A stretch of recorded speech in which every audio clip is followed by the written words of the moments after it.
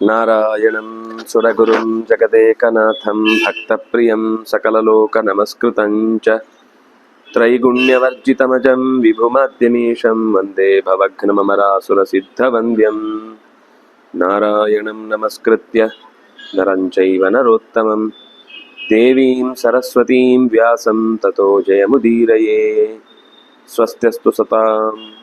ಹರಿ ಓಂ. ಗುಣತ್ರಯಗಳನ್ನು ವಿಭಾಗಿಸಿದ ನಂತರ ಸಮಗ್ರ ವೃಕ್ಷದ ಪರಿಚಯವನ್ನು ಕೊಡಲಿಕ್ಕಾಗಿ ಮುಂದಿನ ಅಧ್ಯಾಯ ಹೊರಟಿತು. ವೃಕ್ಷ ಅಂದಾಗ ಊರ್ಧ್ವಮೂಲಂ ಅಧಃಶಾಖಂ ಅನ್ನುವ ಮಾತುಗಳ ಮೂಲಕ ಇದು ಒಂದು ವಿಚಿತ್ರವಾದ ಮರ, ಬೇರು ಮೇಲೆ ಇದೆ, ಟೊಂಗೆಗಳು ಕೆಳಗೆ ನೇತಾಡ್ತಾ ಇವೆ ಅಂತ ಹೇಳಿದರು. ನಮ್ಗೆ ಅಂಥ ಯಾವುದೋ ತಲೆ ಮೇಲೆ ಕಾಲ ಮೇಲೆ ತಲೆ ಕೆಳಗಾಗಿರುವಂತಹ ವೃಕ್ಷವನ್ನು ಕಂಡು ಗೊತ್ತಿಲ್ಲ. ಆಚಾರ್ಯರ ಚರಿತ್ರೆಯಲ್ಲಿ ಒಂದು ಐತಿಹ್ಯ ಬರುತ್ತೆ. ಆಚಾರ್ಯರು ಗಿಡವನ್ನು ತಲೆ ಕೆಳಗಾಗಿ ನಟ್ಟರೂ ಕೂಡ ಅದು ಬೆಳೆದು ನಿಂತಿತ್ತು. ಯಾಕೆಂದ್ರೆ ಅದಕ್ಕೆ ಎಲ್ಲ ದಿಕ್ಕಿನಿಂದಲೂ ಜೀವಿಸುವ ಶಕ್ತಿ ಇದೆ ಮತ್ತು ಔಷಧಿ ಸೂಕ್ತ ಅಥವಾ ಇಂಥ ಮಂತ್ರಗಳ ಸಿದ್ಧಿ ಅನ್ನೋದಿದ್ದಾಗ ಗಿಡಗಳು ಹೇಗೆ ನೆಟ್ಟರೂ ಕೂಡ ಅದು ಬೆಳಗತ್ತೆ ಅನ್ನೋದನ್ನ ಸೂಚಿಸಿದ್ದಾರೆ ಅಂತ. ಆದ್ರೆ ಇಲ್ಲಿ ಅಂಥ ಮರವನ್ನು ಕಂಡಿಲ್ಲ ಅಂದಮೇಲೆ ಯಾವ ಮರವನ್ನ ಹೇಳಿದ್ದು? ಅದಕ್ಕೆ ಜಗತ್ತು ಅನ್ನುವ ಮರ ಅನ್ನೋದು ಹಿಂದೆ ಕ್ಷೇತ್ರ ಅನ್ನುವ ಬಗ್ಗೆ ಹೇಳುವಾಗ ಸರ್ವಕ್ಷೇತ್ರೇಶು, ಇಡೀ ಜಗತ್ತಿನಲ್ಲಿರುವ ಎಲ್ಲಾ ಗಿಡ ಮರಗಳ ನೆಲೆಯಲ್ಲಿ ನಿಂತಹ ಭಗವಂತನ ಪರಿಚಯವನ್ನು ಮಾಡಿಕೊಡುವಾಗ ಜಗತ್ತೇ ಅನ್ನೋದೊಂದು ಕ್ಷೇತ್ರ ಅಂತ ಹೇಳಿದ್ರು. ಅದನ್ನೇ ಈಗ ಮರವಾಗಿ ಚಿಂತಿಸಿ ಪ್ರಕೃತಿ ಇಡೀ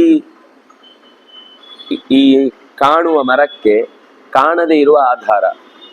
ಪ್ರಕೃತಿ ಯಾವತ್ತೂ ಕಾಣಿಸಿಕೊಳ್ಳುವುದಿಲ್ಲ.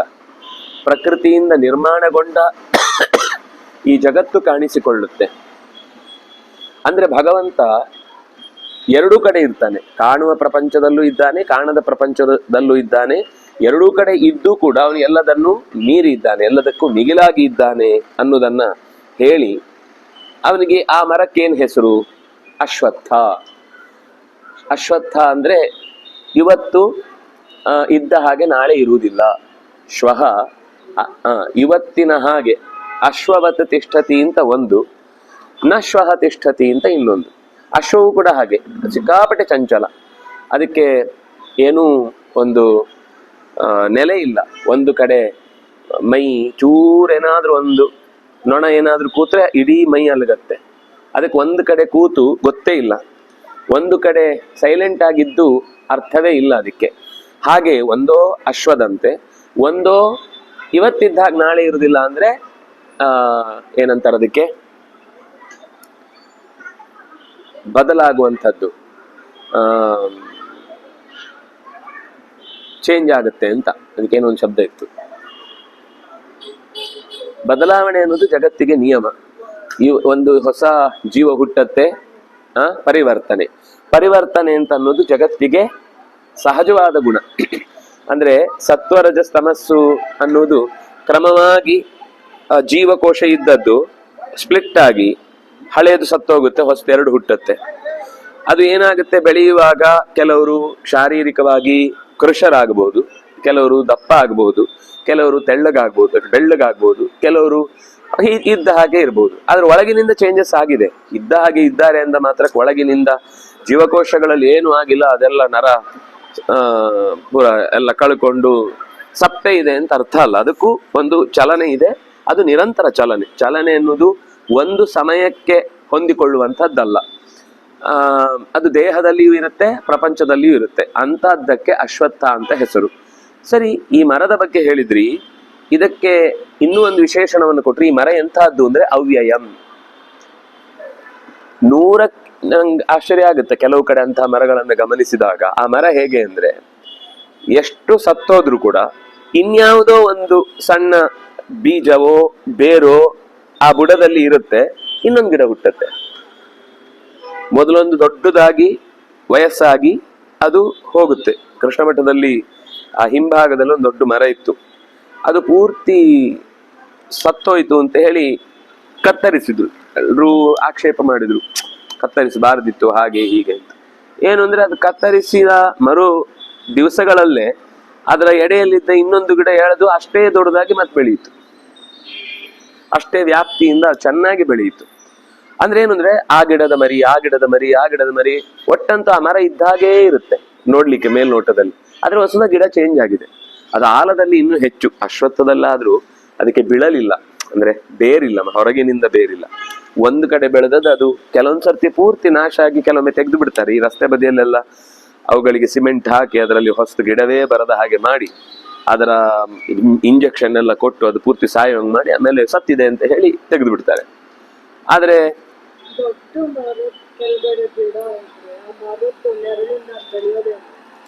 ಎಲ್ಲಾ ಮರಗಳು ಹಾಗಲ್ಲ, ಕೆಲವು ಮರ ಮಾತ್ರ ಹಾಗೆ. ಕೆಲವು ಮರಗಳು ತನ್ನ ಬುಡದಲ್ಲೇ ಚೆನ್ನಾಗಿ ಎಷ್ಟು ಗಿಡ ಬೆಳೆದ್ರು ಬೆಳೆಸ್ಕೊಳ್ತಾವೆ, ಬರುತ್ತೆ, ಅದಕ್ಕೆ ಬೇಕಾದಷ್ಟು ಸಾಕು. ಅದಕ್ಕೆ ಎಷ್ಟು ಬೇಕು, ಈ ತರ ಈ ನೆರಳಿದ್ದು ಕೆಲವು ಗಿಡ ಬೆಳೆಯುತ್ತೆ, ಡೈರೆಕ್ಟ್ ಸಿಗುದಿಲ್ಲ. ಮರಕ್ಕೆ ತಾಗಿ ಇನ್ನು ಪಕ್ಕದ ಗೋಡೆಗೆ ತಾಗಿ ಹೀಗೆ ಬರುತ್ತಲ್ಲ, ಅಷ್ಟರಿಂದನೂ ಅದು ತನ್ನ ಕೆಲಸ ಮಾಡುತ್ತೆ. ಅಂತ ಗಿಡಗಳು ಇರ್ತವೆ.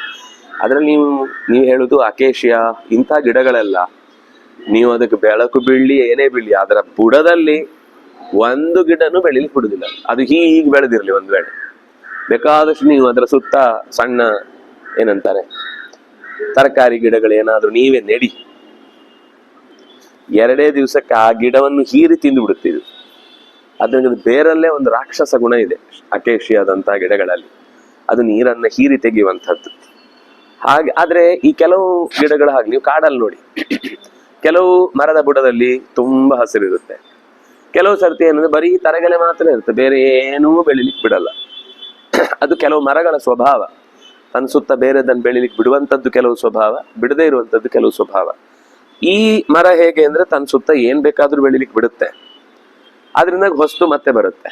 ಮತ್ತೆ ಈಗ ಅದೇ ನಿಮ್ಗೆ ಅದನ್ನ ಅರ್ಥ ಆಗ್ಬೇಕು ಅಂದ್ರೆ, ಗಂಗೆಯ ನೀರಿನ ಪ್ರವಾಹ ಇದೆ, ನೀವೊಂದು ಬೊಗಸೆ ನೀರು ತಗೊಂಡು ಗಂಗೆಯನ್ನು ನೀರು ಬಿಟ್ರಿ, ಮತ್ತೊಂದ್ ಸರ್ತಿ ತಗೊಳ್ಳುವಾಗ ಮೊದಲನೇ ನೀರಲ್ಲ ಅದು ಗಂಗೆನೆ, ಆದ್ರೆ ಮೊದಲು ಒಂದು ಸರ್ತಿ ನೀವು ಬೊಗಸೆ ತೆಗೆದ ನೀರಲ್ಲ, 2ನೇ ಸರ್ತಿ ಮತ್ತೆ ತೆಗೆಯುವಾಗ ಅದು ಬೇರೆನೆ ಪ್ರವಾಹ, 3ನೇ ಸರ್ತಿ ತೆಗೆಯುವಾಗ ಮತ್ತೆ ಬೇರೆನೆ ಪ್ರವಾಹ. ಅಂದ್ರೆ ಪ್ರವಾಹ ಅಂದ್ರೆ ಅದರ ನೀರು ಬೇರೆ, ಯಾಕಂದ್ರೆ ನೀವು ಇಲ್ಲಿ ತೆಗೆದ ನೀರು ಅಲ್ಲಿ ಹೋಗಿದೆ, ಅಲ್ಲಿದ್ದದ್ದು ಯಾವ್ದೋ ಇಲ್ಲಿಗೆ ಬಂದಿದೆ. ನೀವು 3ನೇ ಸರ್ತಿ ತೆಗೆಯುವ ಅಲ್ಲೆಲ್ಲೋ ಇದ್ದಿದ್ದು ಇಲ್ಲಿಗೆ ಬಂದಿದೆ. ಪ್ರತಿ ಸರ್ತಿಯೂ ನೀರು ಬೇರೆ, ಆದ್ರೆ ಗಂಗೆ ಒಂದೇ. ಹಾಗೇನೆ ಪ್ರಪಂಚ ಕೂಡ ಮಣ್ಣು ನೀರು ಗಾಳಿ ಬೆಂಕಿ ಆಕಾಶ ಅನ್ನುವ ಪರ್ಮಿಟೇಷನ್ ಕಾಂಬಿನೇಷನ್ ಚೇಂಜ್ ಆಗ್ತಾ ಇರುತ್ತೆ, ಪ್ರಪಂಚ ಒಂದೇ. ಅದೇ ತರ ಮರ ಇರುತ್ತೆ, ಅದೇ ತರ ಗಿಡ ಇರುತ್ತೆ, ಅದೇ ತರ ಪ್ರಾಣಿ ಇರುತ್ತೆ, ಅದೇ ತರ ಪಕ್ಷಿ ಇರುತ್ತೆ, ಅದೇ ತರ ವಸ್ತುಗಳಿರ್ತವೆ. ಎಲ್ಲ ಮನುಷ್ಯನ ಬಯಕೆಗಳು, ಅಪೇಕ್ಷೆಗಳು, ಅದಕ್ಕೆ ಸಂಬಂಧಪಟ್ಟಂತೆ ಅವನು ತಯಾರಿಸುವಂತಹ ವಸ್ತುಗಳು ಎಲ್ಲವೂ ಕೂಡ ಸ್ವಲ್ಪ ಸ್ವಲ್ಪ ಆಕಾರದಲ್ಲಿ ಚೇಂಜ್ ಇರುತ್ತಷ್ಟೇ, ಅಥವಾ ಅದರ ತಯಾರು ಮಾಡುವ ರೀತಿ ಸ್ವಲ್ಪ ಬದಲಾಗಿರುತ್ತಷ್ಟೇ ಹೊರತು ಅದರ ಒಳಗೆ ಇರುವಂತದ್ದೇ. ಇಂಥ ಅಶ್ವತ್ಥ ಅದಕ್ಕೆ ಅವ್ಯಯ ಅಂತ ಹೆಸರು. ಅವ್ಯಯ ಅಂದ್ರೆ ನಾಶವೇ ಆಗುದಿಲ್ಲ. ಎಷ್ಟು ಕಾಲದ, ಇನ್ನೇನು ಮಹಾಪ್ರಳಯ ಆದಾಗ ಸಮಸ್ತ ಬ್ರಹ್ಮಾಂಡದ ಎಲ್ಲ ನಕ್ಷತ್ರ ಗ್ರಹ ಜ್ಯೋತಿ ತಾರೆಗಳೆಲ್ಲವೂ ಕೂಡ ಪೂರ್ತಿ ಬರ್ಸ್ಟ್ ಆಗಿ ಹೋದ್ಮೇಲೆ ಕಂಟಿನ್ಯೂಷನ್ ಇಲ್ಲ ಅಷ್ಟೇ. ವಸ್ತುತಃ ಏನು ವಿಶೇಷತೆ ಅಂದ್ರೆ, ಈಗ ಯಾವ್ದು ಇದೆಲ್ಲ ಮಣ್ಣು ನೀರು ಗಾಳಿ ಬೆಂಕಿ ಆಕಾಶ ಇದೆ, ಇದು ಪುಡಿಯಾಗಿ ಹೋದ್ಮೇಲೆ ಮತ್ತೊಂದ್ ಸರ್ತಿ ಸೃಷ್ಟಿ ಆಗುವಾಗ ಇದೇ ಮಣ್ಣಿನ ಕಣಗಳು ಇನ್ನೊಂದು ಸೃಷ್ಟಿಗೂ ಯೂಸ್ ಆಗುತ್ತೆ. ಈಗ ಕೆಲವು ಕಡೆ ಎಲ್ಲ ಗಣಪತಿಯನ್ನ ಅವರವ್ರ ಬಕೆಟು ಟಬ್ಗಳಲ್ಲೆಲ್ಲೋ ಹಾಕ್ತಾರೆ. ಹಾಕಿದ ಮೇಲೆ ಅದನ್ನ ಮುಂದಿನ ವರ್ಷಕ್ಕೆ ಮತ್ತೆ ಆ ಮಣ್ಣನ್ನು ಬಳಸ್ತಾರೆ, ಅವರೇ ಮಾಡುದಾದ್ರೆ. ಸರೋವರಕ್ಕೆ ಹಾಕಿದ್ರೆ ಸಿಗುದಿಲ್ಲ ಬಿಡಿ. ಇಲ್ಲಾಂದ್ರೆ ಏನ್ ಮಾಡ್ತಾರೆ ಅಂದ್ರೆ ಅದನ್ನ ಇನ್ನೊಂದ್ ಸರ್ತಿ ಹೊಸ ಪ್ರತಿಮೆ ಮಾಡ್ಲಿಕ್ಕೆ ಬಳಸ್ಕೊಳ್ತಾರೆ. ಇಲ್ಲ ಅಂದ್ರೆ ಇನ್ನು ಕೆಲವರು ಏನ್ ಮಾಡ್ತಾರೆ ಅಂದ್ರೆ ಅದನ್ನ ಗಿಡ ನೆಟ್ಟು ಬಿಡ್ತಾರೆ. ಗಿಡ ನೆಟ್ರೆ ಅದೇ ಮಣ್ಣು ಹೂವಾಗತ್ತೆ, ಅದರಲ್ಲೇ ಒಂದು ಹಣ್ಣಾಗತ್ತೆ ಅಂತೀವಿ, ಅದನ್ನ ನಾವು ತಿಂದ್ವಿ. ವಸ್ತುತ ಅದೇ ಮಣ್ಣು, ಆ ಮಣ್ಣೇ ಹೂವಾಗಿ ಹಣ್ಣಾಗಿ ನಾವು ಮತ್ತೆ ಆಹಾರವಾಗಿ ತಿಂದಾಗ ಮತ್ತೆ ಅದು ನಮ್ಮ ದೇಹಕ್ಕೆ ಯಾವುದೋ ಒಂದು ಮಾಂಸದ ತುಂಡಾಗುತ್ತೆ. ಕಾಲಾಂತರದಲ್ಲಿ ಈ ಶರೀರ ಮತ್ತೆ ಮಣ್ಣು ನೀರು ಗಾಳಿ ಬೆಂಕಿ ಆಕಾಶದಲ್ಲಿ ಸುಟ್ಟು ತೆಗೆದಾಗ ಒಂದಾದಾಗ ಮತ್ತೆ ಆ ಮಣ್ಣು ಭೂಮಿಯನ್ನೇ ಸೇರುತ್ತೆ. ಆಗ ಇನ್ಯಾವುದೋ ಒಂದು ಗಿಡ ಬರುತ್ತೆ. ಒಟ್ಟಂತೂ ಆ ಪರಮಾಣು ಇದೆಯಲ್ವಾ, ಆ ಆಟಮ್ ಅದು ನಾಶ ಆಗುದೇ ಇಲ್ಲ, ತಿರುಗ್ತಾ ಇರುತ್ತೆ ಅಷ್ಟೇ. ಈಗ ದುಡ್ಡಿದ್ದ ಹಾಗೆ, ನನ್ನ ಹತ್ರ ಒಂದು ದುಡ್ಡಿತ್ತು 100 ರೂಪಾಯಿ, ನಿಮಗೆ ಕೊಟ್ಟೆ, ನಿಮಗೆ ವಾಪಸ್ ಕೊಡ್ಲಿಕ್ಕಿತ್ತು, ನೀವು ಹೋಗಿ ಅಂಗಡಿ ಕೊಟ್ರಿ, ಅಂಗಡಿಯವನು ಅವನು ಯಾರ ಹತ್ರ ಎಳ್ನೀರು ಕೊಳ್ಕೊಳ್ತಾ ಇದ್ನೋ ಅದರ ರಾಶಿಯಲ್ಲಿ ಹಾಕದ, ಅವನು ಕೆಲಸದವರಿಗೆ ಅದನ್ನು ಬಟವಾಡೆ ಮಾಡಿದ, ಆ ಬಟವಾಡೆ ಮಾಡಿದನು ಅವನ ಮಗಳಿಗೆ ಕೊಟ್ಟ, ಮಗಳು ಮತ್ತೆ ಇಲ್ಲೇ ಬಂದು ನಾಳೆ ಅದೇ ನೋಟನ್ನ ಅವನಿಗೆ ಕೊಟ್ಲು, ನಂಗೆ ಹೊಸ ಒಂದು ಎಳ್ನೀರು ಕೊಡಿ ಅಂತನೋ ಅಥವಾ ಇನ್ನೇನು ಬೇರೆ ಪದಾರ್ಥ ಕೊಡಿ ಅಂತನೋ ಬಂದು. ಇದು ತಿರುಗ್ತಾನೆ ಇರುತ್ತೆ. ಅದೇ ನೋಟು ಹೇಗೆ ಎಲ್ಲ ಕಡೆ ಚಲಾವಣೆ ಆಗ್ತಾ ಇರುತ್ತೋ ಹಾಗೆ ಅದೇ ಪರಮಾಣು ಅವ್ಯಯ, ಅದು ನಾಶ ಆಗುವುದು ಅಂತ ಇಲ್ಲವೇ ಇಲ್ಲ. ಎಷ್ಟು ಸೂಕ್ಷ್ಮಕ್ಕೆ ಹೋದ್ರೂ ಕೂಡ ನಾಶ ಅನ್ನುವ ಕಾನ್ಸೆಪ್ಟ್ ಭಾಷೆಯಲ್ಲಿಲ್ಲ, ಶಾಸ್ತ್ರದಲ್ಲಿಲ್ಲ. ಉಳಿದವರೆಲ್ಲ ನಾಶ ಆಮೇಲೆ ಏನು ಇಲ್ಲ ಅಂದ್ಬಿಡ್ತಾರೆ. ಅದೇ ಮತ್ತೆ ಮತ್ತೆ ಮತ್ತೆ ಸೃಷ್ಟಿ ಆಗುತ್ತೆ ಅಂತ ಹಿಂದೆ ಹೇಳಿದ್ದಾನೆ ಕೃಷ್ಣ. ಸರಿ, ಹಾಗಾದ್ರೆ ಈ ಮರ ಅವ್ಯಯ ಅಂತಾಯ್ತು.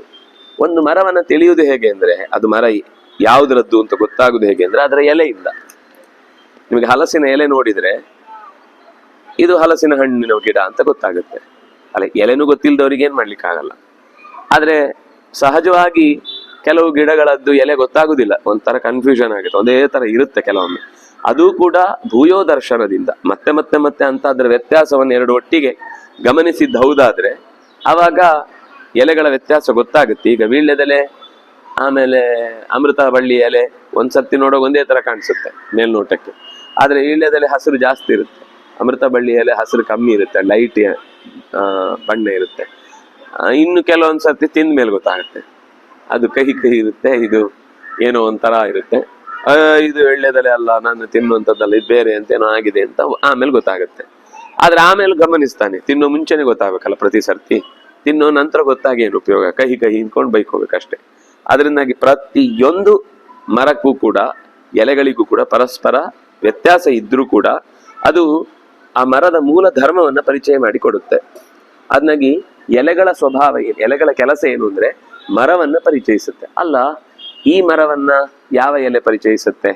ಈ ಅಶ್ವತ್ಥ ಅನ್ನುವ ವೃಕ್ಷ ಇದೆಯಲ್ಲ, ಜಗತ್ತು ಅನ್ನುವ ವೃಕ್ಷ, ಇದಕ್ಕೊಂದು ಎಲೆ ಇದೆಯಾ ಅಂದ್ರೆ ಛಂದಾಂಸಿ ಯಸ್ಯ ಪರ್ಣಾನಿ ಯಸ್ತಂ ವೇದ ಸವೇದವಿತ್. ವೇದಗಳೇ ಜಗತ್. ನೋಡಿ, ಈಗ ಏನು ಹೇಳಿದ ಹಾಗಾಯ್ತು, ಜಗತ್ತು ಅನ್ನೋದು ನಾವು ಹೇಳುವ ಹಾಗೆ ಲೌಕಿಕ, ಜಗತ್ತು ಅನ್ನೋದು ಆಧ್ಯಾತ್ಮಿಕ ಅಲ್ಲ, ಅಂದ್ರೆ ಅಧಿಭೂತ ಭೌತಿಕ ಪ್ರಪಂಚ, ಅಂದ್ರೆ ಭೂತ ವಿಜ್ಞಾನ, ಅಂದ್ರೆ ರಸಾಯನ ಶಾಸ್ತ್ರ, ಭೌತಶಾಸ್ತ್ರ ಇತ್ಯಾದಿಗಳನ್ನ ನಾವೀಗ ಪ್ರಪಂಚದ ಬಗ್ಗೆ ಗೊತ್ತಾಗ್ಲಿಕ್ಕೋಸ್ಕರ ಹೇಳುದು. ವೇದ ಈ ಜಗತ್ತಿನ ಬಗ್ಗೆ ಹೇಳುತ್ತೆ, ಛಂದಾಂಸ್ಯಸ್ಯ ಪರ್ಣಾನಿ. ವೇದಗಳಲ್ಲಿರುವಂತಹ ಮಾತುಗಳು ಜಗತ್ತಿನಲ್ಲಿರುವ ಜೀವಜಾತಗಳ ಬಗ್ಗೆ, ಮರಗಿಡಗಳ ಬಗ್ಗೆ, ಪ್ರಾಣಿ ಪಕ್ಷಿಗಳ ಬಗ್ಗೆ, ಜಡ ಪದಾರ್ಥಗಳ ಬಗ್ಗೆ ಚೆನ್ನಾಗಿ ಹೇಳುವ ಶಕ್ತಿ ಆ ಮಂತ್ರಗಳಿಗಿದೆ. ಮಂತ್ರ ದೇವರನ್ನು ಹೇಳುತ್ತೆ, ಇಲ್ಲ ಅಂತ ಹೇಳಿಲ್ಲ, ಅದು ಪ್ರಧಾನ ಅರ್ಥ. ಆದ್ರೆ ಅದು ಬಿಟ್ಟು ಕೂಡ ಉಳಿದ ಚೈತನ್ಯಗಳ ಬಗ್ಗೆ ಹೇಳುವುದರ ಜೊತೆಗೆ ಉಳಿದ ಜಡ ಪದಾರ್ಥಗಳ ಬಗ್ಗೆಯೂ ಕೂಡ ಅದಕ್ಕೆ ಹೇಳುವ ಶಕ್ತಿ ಇದೆ. ಅದರಿಂದಾಗಿ ಬೆಂಕಿ ಬಿಸಿ ಇದೆ ಅನ್ನೋ ತರದ ಮಾತು ಬಂದ್ರೆ ಆಶ್ಚರ್ಯ ಏನಿಲ್ಲ ಅಲ್ಲ. ಹೇಳ್ಬೇಕಾ ಅಂದ್ರೆ ಕೆಲವರಿಗೆ ಹೇಳ್ಬೇಕಾಗುತ್ತೆ, ಬೆಂಕಿಯನ್ನು ನೋಡಿ ಸೀದೋ ಕೈ ಹಾಕ್ಬಿಡ್ತಾರೆ, ಅಯ್ಯೋ ಅದು ಸುಡುತ್ತೆ ಅಂತ ಆಮೇಲೆ ಗೊತ್ತಾಗುತ್ತೆ. ಇಲ್ಲಿ ಮಕ್ಕಳಿಗೆ ಹೆಂಗ್ ಗೊತ್ತಾಗುತ್ತೆ? ಅದು ಸೀದೋಗಿ ಒಲೆ ಮೇಲೆ ಕೈ ಇಟ್ಬಿಡುತ್ತೆ, ಆಮೇಲೆ ಕೈ ನೋಡಿ ದಪ್ಪ ದಪ್ಪ ಆಗಿರೋದು ನೋಡಿ ಆಮೇಲೆ ಬೇಜಾರು ಮಾಡ್ಕೊಳ್ಳುತ್ತೆ. ಹಾಗಾಗಿ ಮನುಷ್ಯನಿಗೆ ಯಾವುದೇ ಒಂದು ವಸ್ತುವಿನ ಬಗ್ಗೆ ಗೊತ್ತಾಗಬೇಕು ಅಂತಂದ್ರೆ ಅವನಿಗೆ ಅದು ಹಿಂದೆ ಯಾರೋ ಗೊತ್ತಿರೋರೊಮ್ಮೆ ಹೇಳ್ಬೇಕು, ಹೇಳಿದ್ರೆ ಆ ವಸ್ತುವಿನ ಬಗ್ಗೆ ಗೊತ್ತಾಗುತ್ತೆ. ಅದರಿಂದಾಗಿ ಇಲ್ಲಿ ವೇದಗಳಲ್ಲಿ ಪ್ರಕೃತಿಯ ಬಗ್ಗೆ, ಪ್ರಪಂಚದ ಬಗ್ಗೆ ಪರಿಚಯ ಕೊಟ್ಟಿದೆ. ಅದರದು ಪ್ರಪಂಚದ ಬಗ್ಗೆ ಹೇಗೆ ಹೇಳಿದೆ ಅಂತ ಅನ್ನೋದು ಗೊತ್ತಾಗೋದು ಮತ್ತೆ ಗುರುಗಳಿಂದಲೇನೆ. ಅದರಿಂದಾಗಿ ಅಲ್ಲಿಯೂ ಕೂಡ ಮೆಟೀರಿಯಲ್ ಇರ್ಬೋದು, ಆದ್ರೆ ಈ ಮೆಟೀರಿಯಲ್ ಇದನ್ನೇ ಹೇಳುತ್ತೆ ಅಂತ ಗೊತ್ತಾಗ್ಬೇಕಾದ್ರೆ ಒಬ್ಬ ಗುರು ಬೇಕು. ಎಸ್ತಂ ವೇದ ಸವೇದವಿತ್ತು. ಯಾರು ಈ ರೀತಿ ಗುರುಗಳಿಂದ ಸಂಗತಿಯನ್ನು ಅರ್ಥ ಮಾಡ್ಕೊಳ್ತಾನೆ ಅವನು ನಿಜವಾಗಿಯೂ ವೇದವನ್ನ ತಿಳಿದವನು, ವೇದದ ನಿಜವಾದ ಅರ್ಥವನ್ನು ಬಲ್ಲವನ್ನ ಆಗ್ತಾನೆ. ಅಂದ್ರೆ ಪ್ರಪಂಚದ ಬಗ್ಗೆ ವೇದಗಳಲ್ಲಿ ಹೇಳಿದ ಸಂಗತಿಯನ್ನ ಇದ್ದಕ್ಕಿದ್ದ ಹಾಗೆ ಅರ್ಥ ಮಾಡಿಕೊಂಡ ಅಂದ್ರೆ ಪ್ರಪಂಚ ಸತ್ಯ ಅಂತ ಗೊತ್ತಾಗುತ್ತೆ ಅವನಿಗೆ. ಇಲ್ಲದೆ ಇರುವುದನ್ನ ತಿಳಿಲಿಕ್ಕೆ ಸಾಧ್ಯವೇ ಇಲ್ಲ. ಇಲ್ಲದೆ ಇರುವುದನ್ನು ತಿಳಿಯುವುದು ಹೇಗೆ? ನೀವಿಲ್ಲ ಆದ್ರೆ ನಿಮ್ ಬಗ್ಗೆ ನಾನು ತಿಳ್ಕೊಳ್ತೇನೆ ಅಂದ್ರೆ ಹುಚ್ಚು ಅಂತಾರೆ. ಆದ್ರಿಂದ ತಿಳಿಯುವುದು ಅಂತಂದಾಗ ಒಂದು ವಸ್ತು ಇರಲೇಬೇಕು ಅಲ್ಲ. ಕೆಲವೊಂದು ಸರ್ತಿ ಭ್ರಮೆಯನ್ನು ತಿಳಿತೀವಲ್ವ ಅಂದ್ರೆ ಆಯ್ತು, ಆ ಭ್ರಮೆ ಯಾವುದರಿಂದ ಬಂತು? ಆ ವಸ್ತು ಆದ್ರೆ ಇರ್ಬೇಕಲ್ವಾ. ಹಗ್ಗ ಹಾವಿನ ಭ್ರಮೆಯನ್ನು ತಂದಿತ್ತು, ಹಾವು ಅಂತ ಅನ್ನೋ ಪದಾರ್ಥ ಮೊದ್ಲು ಇರ್ಬೇಕಲ್ವಾ? ಬೇಡ. ಈಗ ಹಗ್ಗ ಅಂತ ಅನ್ನೋ ಒಂದು ಪದಾರ್ಥ ಇದ್ದೇ ಇದೆಯಲ್ವಾ? ಅಲ್ಲಿ ಭ್ರಮೆ ಬಂತು ಅಂತಂದ್ರೆ ಭ್ರಮೆ ಹೋದ್ಮೇಲೆ ಮತ್ತೆ ಹಗ್ಗನೇ ಅಲ್ವಾ.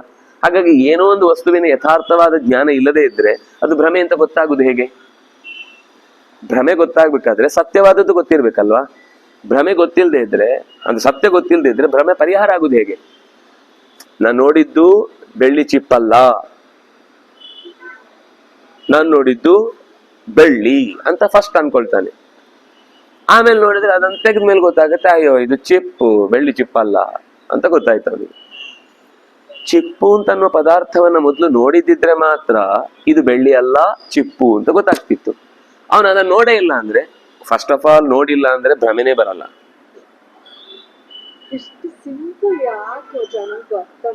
ಅಲ್ಲ, ಅದನ್ನ ಹೇಳೋ ರೀತಿ ಹಾಗಿರುತ್ತೆ, ಇಷ್ಟು ದೊಡ್ಡ ಭಾಷೆಯಲ್ಲಿ ಅರ್ಥ ಆಗದ ಹಾಗೆ ಅಲ್ಲ. ಕೆಲವೊಂದು ಏನ್ ಗೊತ್ತಾ, ಮೊದ್ಲೇ ನಂಬಿಕೆ ತಲೆ ಇರ್ತದೆ, ಅದು ಏನು ಹೇಳ್ತಾರೋ ಅದು ಕರೆಕ್ಟ್ ಅಂತ. ಅಯ್ಯೋ, ಅದನ್ನವರು ಲೈಫ್ ಸ್ಟೈಲ್ ಅಲ್ಲಿ ಹುಡುಕುದಿಲ್ಲ, ಅದು ಅನಿರ್ವಚನೀಯ ಅಂತ, ಅದನ್ನ ಯೋಚನೆ ಮಾಡಬಾರ್ದು ಅಂತ ಫಿಕ್ಸ್ ಆಗಿ ಕೂತಿರ್ತಾರೆ. ಅದರ ಬಗ್ಗೆ ಯೋಚಿಸುವುದೇ ತಪ್ಪು. ಅದು ಗುರುಗಳಿಗೆ ಅವಮಾನ ಮಾಡಿದಾಗ ಅವರು ಹೇಳಿದ್ಮೇಲೆ ಅವರು ಹೇಳಿದ ವಿಷಯವನ್ನ ಜಿಜ್ಞಾಸೆಯಿಂದ ಪ್ರಶ್ನೆಗೊಳಪಡಿಸಿ ತಪ್ಪು ಅಂತ ಹೇಳುದು ಅಂದ್ರೆ ಏನರ್ಥ? ಅನರ್ಥ, ಪಾಪ ಬರುತ್ತೆ. ಅದರಿಂದ ನಮ್ಮ ಬದುಕು ಹಾಳಾಗುತ್ತೆ. ಮತ್ತೆ ಪಾಪ ಅನ್ನೋದು ಸತ್ಯ ಆದ್ರೆ ಮಾತ್ರ ಬದುಕು ಹಾಳಾಗುದು.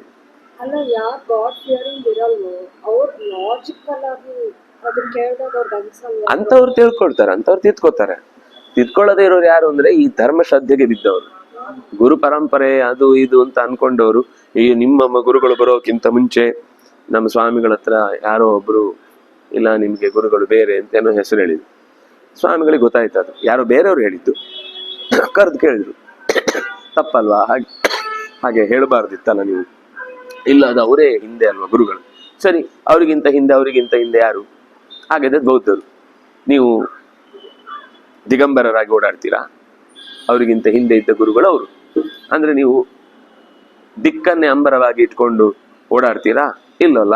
ಅಂದಮೇಲೆ ಆ ಗುರುಗಳು ಅಂತ ಹೇಳಿದ್ರೆ ನಂತರ ಗುರುಗಳಿಗೆ ಎಲ್ಲಿ ಸತ್ಯ ಇದೆ, ಎಲ್ಲಿ ಪ್ರಾಮಾಣಿಕತೆ ಇದೆ, ಎಲ್ಲಿ ವಿಷಯದ ನೈರ್ಭರ್ಯ ಇದೆ, ಅಲ್ಲಿ ಗುರುತ್ವ ಅಂತ ಸ್ವೀಕಾರ ಮಾಡೋದಕ್ಕೆ ಶಾಸ್ತ್ರ ಒಪ್ಪಿಗೆ ಕೊಟ್ಟಿದೆ. ನಂತರ ಹಿಂದಿನವರೇ ಸರಿ, ಮುಂದೆ ಬಂದವರೆಲ್ಲ ತಪ್ಪು ಇಲ್ಲ, ಅಥವಾ ಎಲ್ಲದನ್ನೂ ಮುಂದೆ ಹೇಳಿದವರೇ ಸರಿ, ಹಿಂದೆ ಹೇಳಿದ್ದೆಲ್ಲ ತಪ್ಪು ಇಲ್ಲ. ಪರಪ್ರತ್ಯೇ ಬುದ್ಧಿ, ಎರಡೂ ಸರಿ ಇರ್ಬೋದು. ಕಾಲಘಟ್ಟ ಬೇರೆ ಇರುತ್ತೆ, ಒಂದೊಂದ್ಸರ್ತಿ ಎರಡೂ ತಪ್ಪಿರ್ಬೋದು. ಅವ್ರು ಹೇಳಿದ ಆ ಕಾಲಕ್ಕೆ ತಪ್ಪು, ಇವ್ರು ಹೇಳಿದ ಈ ಕಾಲಕ್ಕೆ ತಪ್ಪು, ಎರಡಕ್ಕೂ ಬೇರೆನೇ ಒಂದು ಮುಖ ಇರುತ್ತೆ. ಅದರಿಂದ ಈ ದೃಷ್ಟಿಯಿಂದ ಒಂದು ಜ್ಞಾನವನ್ನ ಪಡ್ಕೊಳ್ಳಿಕ್ಕೆ ನಮಗೆ ವೇದ ಅತ್ಯಂತ ಸಹಕಾರಿ. ಆ ವೇದ ಪ್ರಪಂಚವನ್ನ ತಿಳ್ಕೊಳ್ಳಿಕ್ಕಿರುವಂತ ಎಲೆ ಇದ್ದ ಹಾಗೆ. ಆ ಎಲೆಯಿಂದ ಪ್ರಪಂಚದ ಅನೇಕ ವಸ್ತುಗಳ ಬಗ್ಗೆ ನಾವು ಸರಿಯಾಗಿ ತಿಳಿದಾಗ ಭಗವಂತನ, ಯಾಕೆ ಇದು ಹೇಳಬೇಕಿತ್ತು ಹೇಳಿ? ಜಗತ್ತು ಅನ್ನೋದು ಸತ್ಯ, ಅದರ ವೈವಿಧ್ಯ ಅನ್ನೋದು ಅದ್ಭುತ ಅಂತ ಗೊತ್ತಾದಾಗ ದೇವರ ಬಗ್ಗೆ ಇನ್ನೆಷ್ಟು ಮಹಿಮೆ ಅಂತ ಅನ್ಸುತ್ತೆ. ಇಲ್ಲದೆ ಇರುವುದನ್ನ ಅವನು ಅಬ್ರಾ ಕಡಬ್ರಾ ಬೂಮ್ ಢಮ್ ಅಂತ ಏನೋ ಮಾಡಿದ್ದಾನೆ ಅಂದ್ರೆ ಅವನು ದೊಡ್ಡತನ ಏನು, ಇನ್ನೆಲ್ಲ ಇದ್ದದಂತ ಅವ್ನು ತೋರಿಸ್ದ ಅಂತ ಆಗುತ್ತೆ. ಅಥವಾ ಇಲ್ವೇ ಇಲ್ಲ, ನಿಮ್ಗೆ ಕಂಡದ್ದು ಮಾತ್ರ ಅಂತ ಆಗುತ್ತೆ. ಅವನ ಬಗ್ಗೆ ಗೌರವ ಹೆಂಗ್ ಬರುತ್ತೆ? ಗೌರವ ಬರಬೇಕು ಅಂದ್ರೆ ಜಗತ್ತು ಅನ್ನೋದು ನಮ್ಮ ಅನುಭವದಲ್ಲಿ ಇದೆ ಅಂತ ಆಗ್ಬೇಕು. ಆ ಅನುಭವದಲ್ಲಿ ಇದ್ದಾಗ ಅದರ ವೆರೈಟಿ ಅನ್ನೋದು ಅಷ್ಟು ವೈಭವವನ್ನು ಕೊಡುತ್ತೆ. ಆ ವೆರೈಟಿಗಳಷ್ಟಿದ್ದಾಗ ಅವನಿಗಷ್ಟು ಜ್ಞಾನ ಇದೆ ಅಂತ ಆಗುತ್ತೆ. ಅಷ್ಟು ಜ್ಞಾನ ಇದ್ದಾಗ ನಾವು ಅವನಿಗೆ ಭಕ್ತಿ ಮಾಡ್ಲಿಕ್ಕೋಸ್ಕರ ತಲೆ ಬಾಗ್ಲೇಬೇಕಾಗುತ್ತೆ. ನಮ್ಗಷ್ಟು ಜ್ಞಾನ ಇಲ್ಲ, ನಮ್ಗಷ್ಟು ವಿಷಯಗಳ ಪದಾರ್ಥಗಳ ಪ್ರಜ್ಞೆ ಇಲ್ಲ, ಮತ್ತೆ ಯಾವ ಕಾಲಕ್ಕೆ ಯಾವ್ದಾಗ್ಬೇಕು ಇದರ ಬಗ್ಗೆ ಗೊತ್ತಿಲ್ಲ. ಅಯ್ಯೋ ಇದ್ಯಾಕೆ ಈಗ ಬೆಳೆದ್ರು? ನಮ್ ಪ್ರಶ್ನೆ ಇರುತ್ತೆ. ಅದ್ರ ಪ್ರಕೃತಿ ಗೊತ್ತಿದೆ. ಈಗ ಯಾಕೆ ಎಳ್ಳನ್ನು ಬೆಳೀತದೆ, ಈ ಕಾಲಕ್ಕೆ ಯಾಕೆ ಬೆಲ್ಲವನ್ನು ಬೆಳೆಯುತ್ತಿದೆ, ಎರಡನ್ನ ತಿಂದ್ರೆ ಏನಾಗುತ್ತೆ ಅಂತ ಸಂಕ್ರಾಂತಿಗೆ ಸಂಬಂಧಪಟ್ಟ ವಿಷಯ ಪ್ರಕೃತಿ ಗೊತ್ತಿದೆ, ನಮ್ಗೆ ಗೊತ್ತಿಲ್ಲ ಅಷ್ಟೇ. ಪ್ರಕೃತಿ ಆ ಟೈಮಿಗೆ ಅದನ್ನು ಬೆಳೆದು ನಾವು ಅದನ್ನ ಆಹಾರ ಪದಾರ್ಥವಾಗಿ ಸ್ವೀಕರಿಸಿ ಅಂತ ಯಾರೋ ಹೇಳಿದ್ರು. ಇವರಿಗೆ ಅಯ್ಯೋ ಹಿಂದೆ ಹೇಳ್ತಾರೆ, ಏನೇನೋ ಹೇಳ್ತಿರ್ತಾರೆ, ಇವ್ರಿಗೆ ಇಷ್ಟ ಬಂದಾಗ ಬೇಕಾದ್ ತಗೊಂಡ್ ಬಂದು ತಿಂತಾರೆ.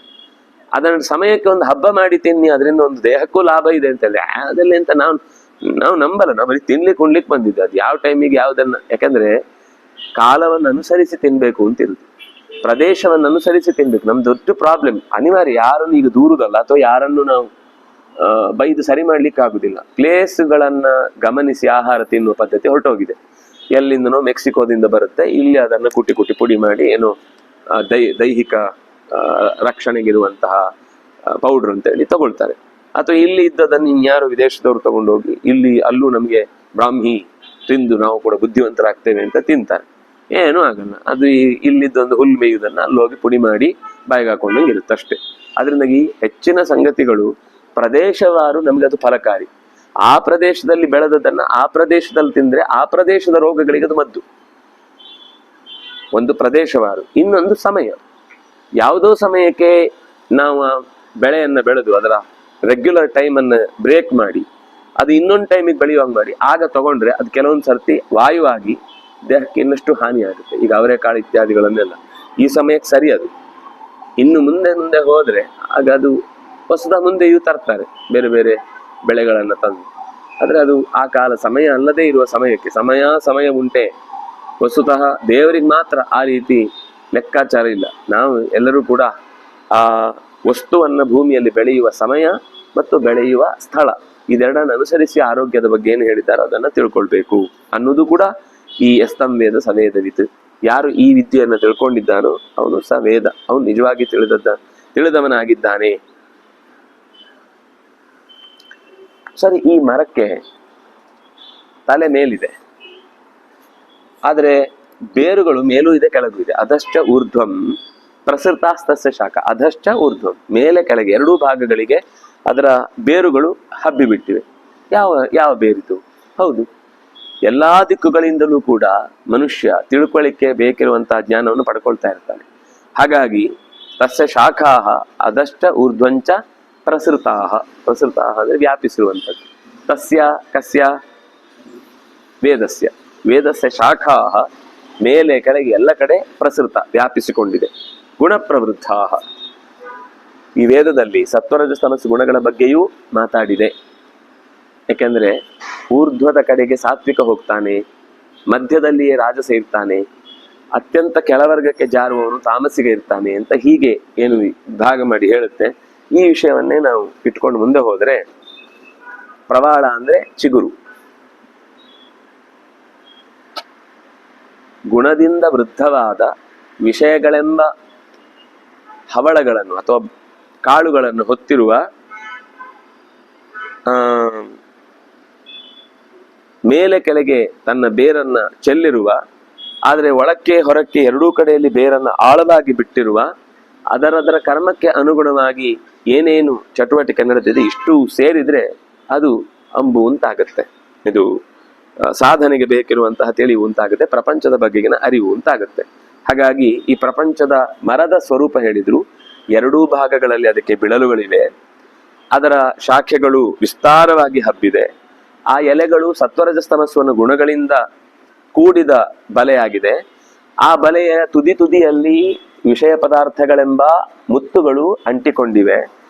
ಅಷ್ಟೇ ಅಲ್ಲ, ಒಂದು ಇಂದ್ರಿಯಕ್ಕೆ ಇನ್ನೊಂದು ಇಂದ್ರಿಯ, ಅಥವಾ ಒಂದು ಜೀವಕ್ಕೆ ಮತ್ತೊಂದು ಜೀವ, ಅಥವಾ ಒಂದು ಪದಾರ್ಥಕ್ಕೆ ಮತ್ತೊಂದು ಪದಾರ್ಥ ಓತಪ್ರೋತವಾಗಿ ಒಂದರ ಎಳೆಯನ್ನ ಒಂದರ ಎಳೆ ಒಳಗೆ ನೋಡುವ ಹಾಗೆ ಅದು ಮೂಲಾನಿ ಅನುಸಂತಾನಿ ಕರ್ಮಾನುಬಂಧೀನಿ ಮನುಷ್ಯಲೋಕೆ.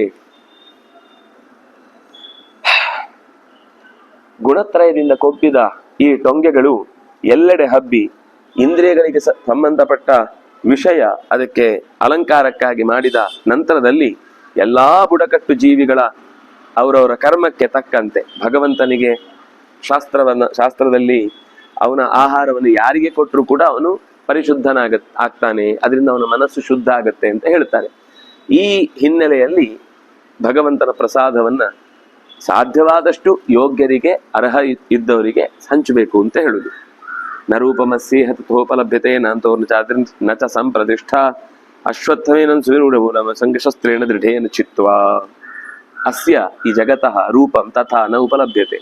ಈ ಜಗತ್ತಿನ ರೂಪವನ್ನು ನಾನು ಟೇಪ್ ಹಾಕಿ ಭೂಮಿಯನ್ನು ಇಷ್ಟು ದೂರದಿಂದ ಅಳೆದು ಬಿಡ್ತೇನೆ, ನನ್ನ ಜಾಗ ಇಷ್ಟು, ನನ್ನ ಜಾಗ ಅಲ್ಲದಿಷ್ಟು, ಇದು ಯಾರ್ದು ಬೇರೆಯವ್ರ ಜಾಗ, ಇದು ಯಾವುದೇ ಅಳತೆಗೂ ಕೂಡ ಹೊರಗಿನಿಂದ ನಮ್ಮ ಹತ್ರ ಶಕ್ತಿ ಇಲ್ಲ. ಮನಸ್ಸಿನಿಂದ ಒಂದು ಅಳಿಬಹುದು ಅಂತಿದೆ, ಆದರೆ ಅಳೆದ ಪರಿಮಾಣ ಎಷ್ಟು ಅನ್ನೋದು ಇಲ್ಲಿ ತನಕವೂ ತಿಳ್ಕೊಳ್ಳಿಕ್ಕಾಗಲಿಲ್ಲ.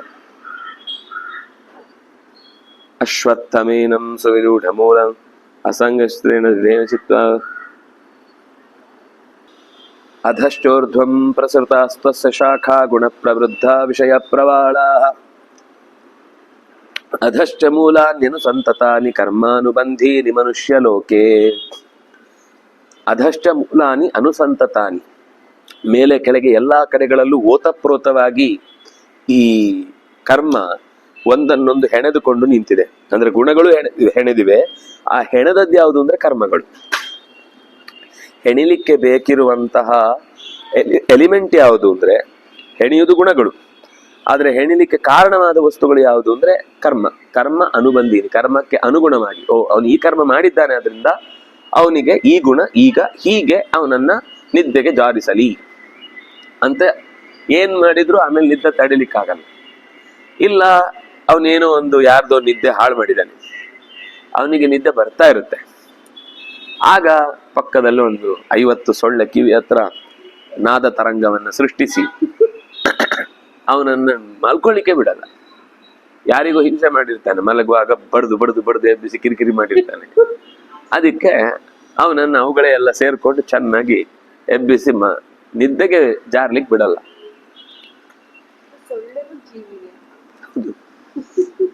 ಅದು ಜೀವಿನೇ.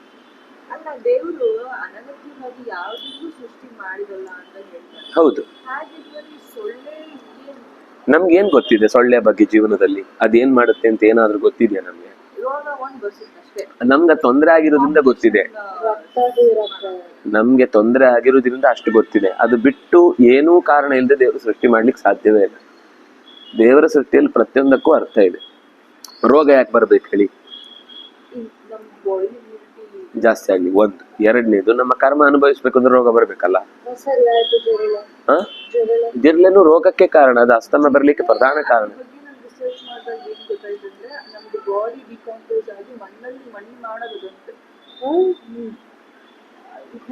ನಮ್ಮ ಶರೀರವನ್ನು ತಿಂದು ಅಂದ್ರೆ ಹೂತಾಕ್ತಾರಲ್ಲ, ಅದನ್ನು ತಿಂದು ಅದು ಮಣ್ಣಿಗೆ ಮಾಡಿ ಸೇರ್ಸುತ್ತೆ.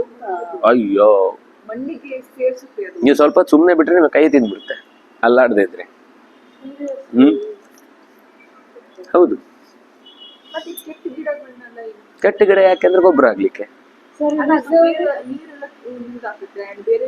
ಹೌದು, ಅದರಿಂದ ಏನೋ ಒಂದು ಉರುವಲು, ಅದರಿಂದ ಏನೋ ಒಂದು ಆಗುತ್ತಲ್ಲ. ಈಗ ಕಾಳ್ಗಿಚ್ಚು ಬರ್ಬೇಕು, ಕಾಳ್ಗಿಚ್ಚು ಬರಬೇಕು, ಆ ಮರ ಇದ್ರೆ ಮಾತ್ರ ಪರಸ್ಪರ ತಿಕ್ಕಿಕೊಂಡು ಇಡೀ ಕಾಡು ಸುಟ್ಟೋಗುತ್ತೆ. ಅದು ಸುಟ್ಟೋಗ್ಬೇಕು ಅಂದ್ರೆ ಒಂದ್ ಕಡೆ ಬೆಂಕಿ ಉತ್ಪತ್ತಿ ಆಗ್ಬೇಕಲ್ಲ, ಈ ಮರ ಇದ್ರೆ ಬೆಂಕಿ ಉತ್ಪತ್ತಿ ಆಗುತ್ತೆ.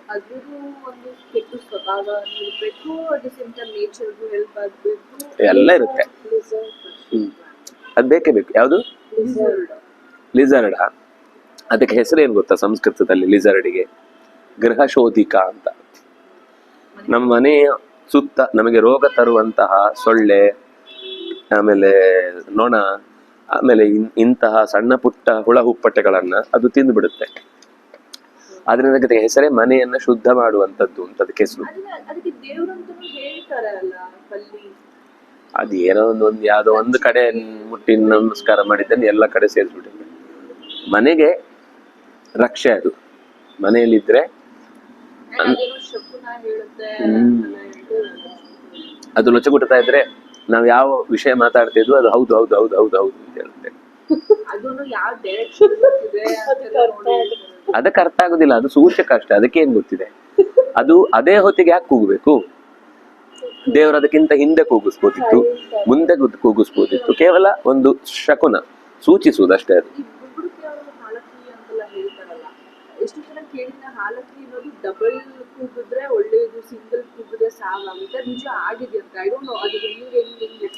ಎಲ್ಲವೂ ಪ್ರಕೃತಿಯಲ್ಲಿ ಒಂದಕ್ಕೊಂದು ಸಂಬಂಧ ಇದೆ.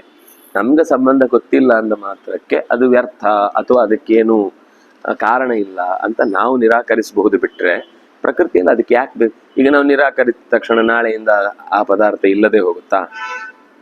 ಅದ್ರ ಪಾಡಿಗದಿರುತ್ತೆ. ನಾವು ಒಂದಿಷ್ಟು ಬೈಕೊಂಡು ನಮ್ಮ ಬಾಯಿ ಒಂದಿಷ್ಟು ಹಾಳು ಮಾಡ್ಕೊಂಡು ಇದ್ದಾಯ್ತು ಅಷ್ಟೇ. ಎಲ್ಲಾ ಪ್ರಾಣಿಗಳು ಜಗತ್ತಲ್ಲಿ ಬೇಕು. ಯಾವುದು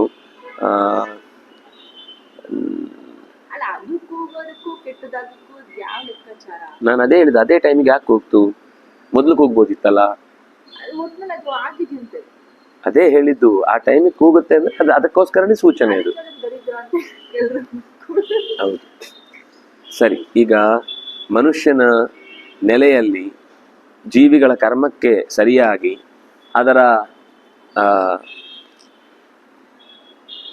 ಅಂದ್ರೆ ವಿಸ್ತಾರವಾದ ಬಿಳಲು ಎಲ್ಲ ಕಡೆ ತುಂಬಿದೆ. ಅದು ಒಂದು ಕಡೆಗೆ ನಿಲ್ಲುವುದಿಲ್ಲ. ಅದು ತುಂಬಿ ತುಂಬಿ ಯಾವ ಕಡೆಯಿಂದ ಶುರುವಾಗಿದೆ, ಯಾವ ಕಡೆಯಿಂದ ಮುಕ್ತಾಯ ಆಗುತ್ತೆ ಗೊತ್ತಾಗುದಿಲ್ಲ. ಜೀವನನೇ ಹಾಗೆ.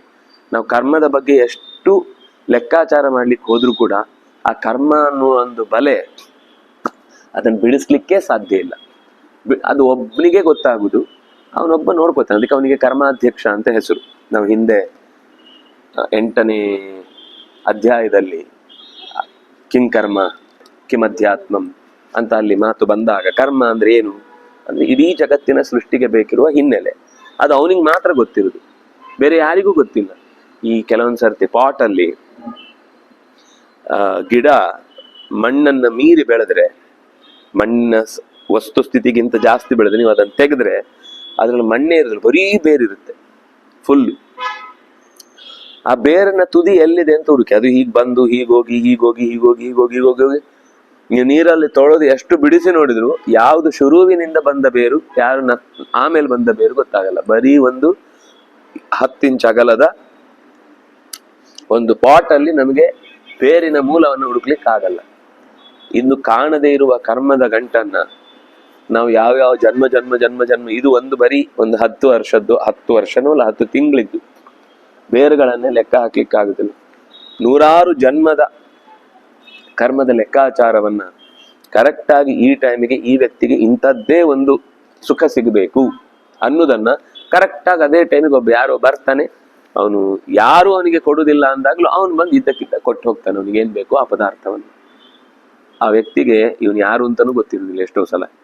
ಆದ್ರೆ ಅದೇನೋ ಒಂದು ತಮಾಷೆಗಿದೆ, ನಿಜವಾದ ಕಥೆ ಏನಲ್ಲ, ಅದ ಕಥೆ ಚೆನ್ನಾಗಿದೆ.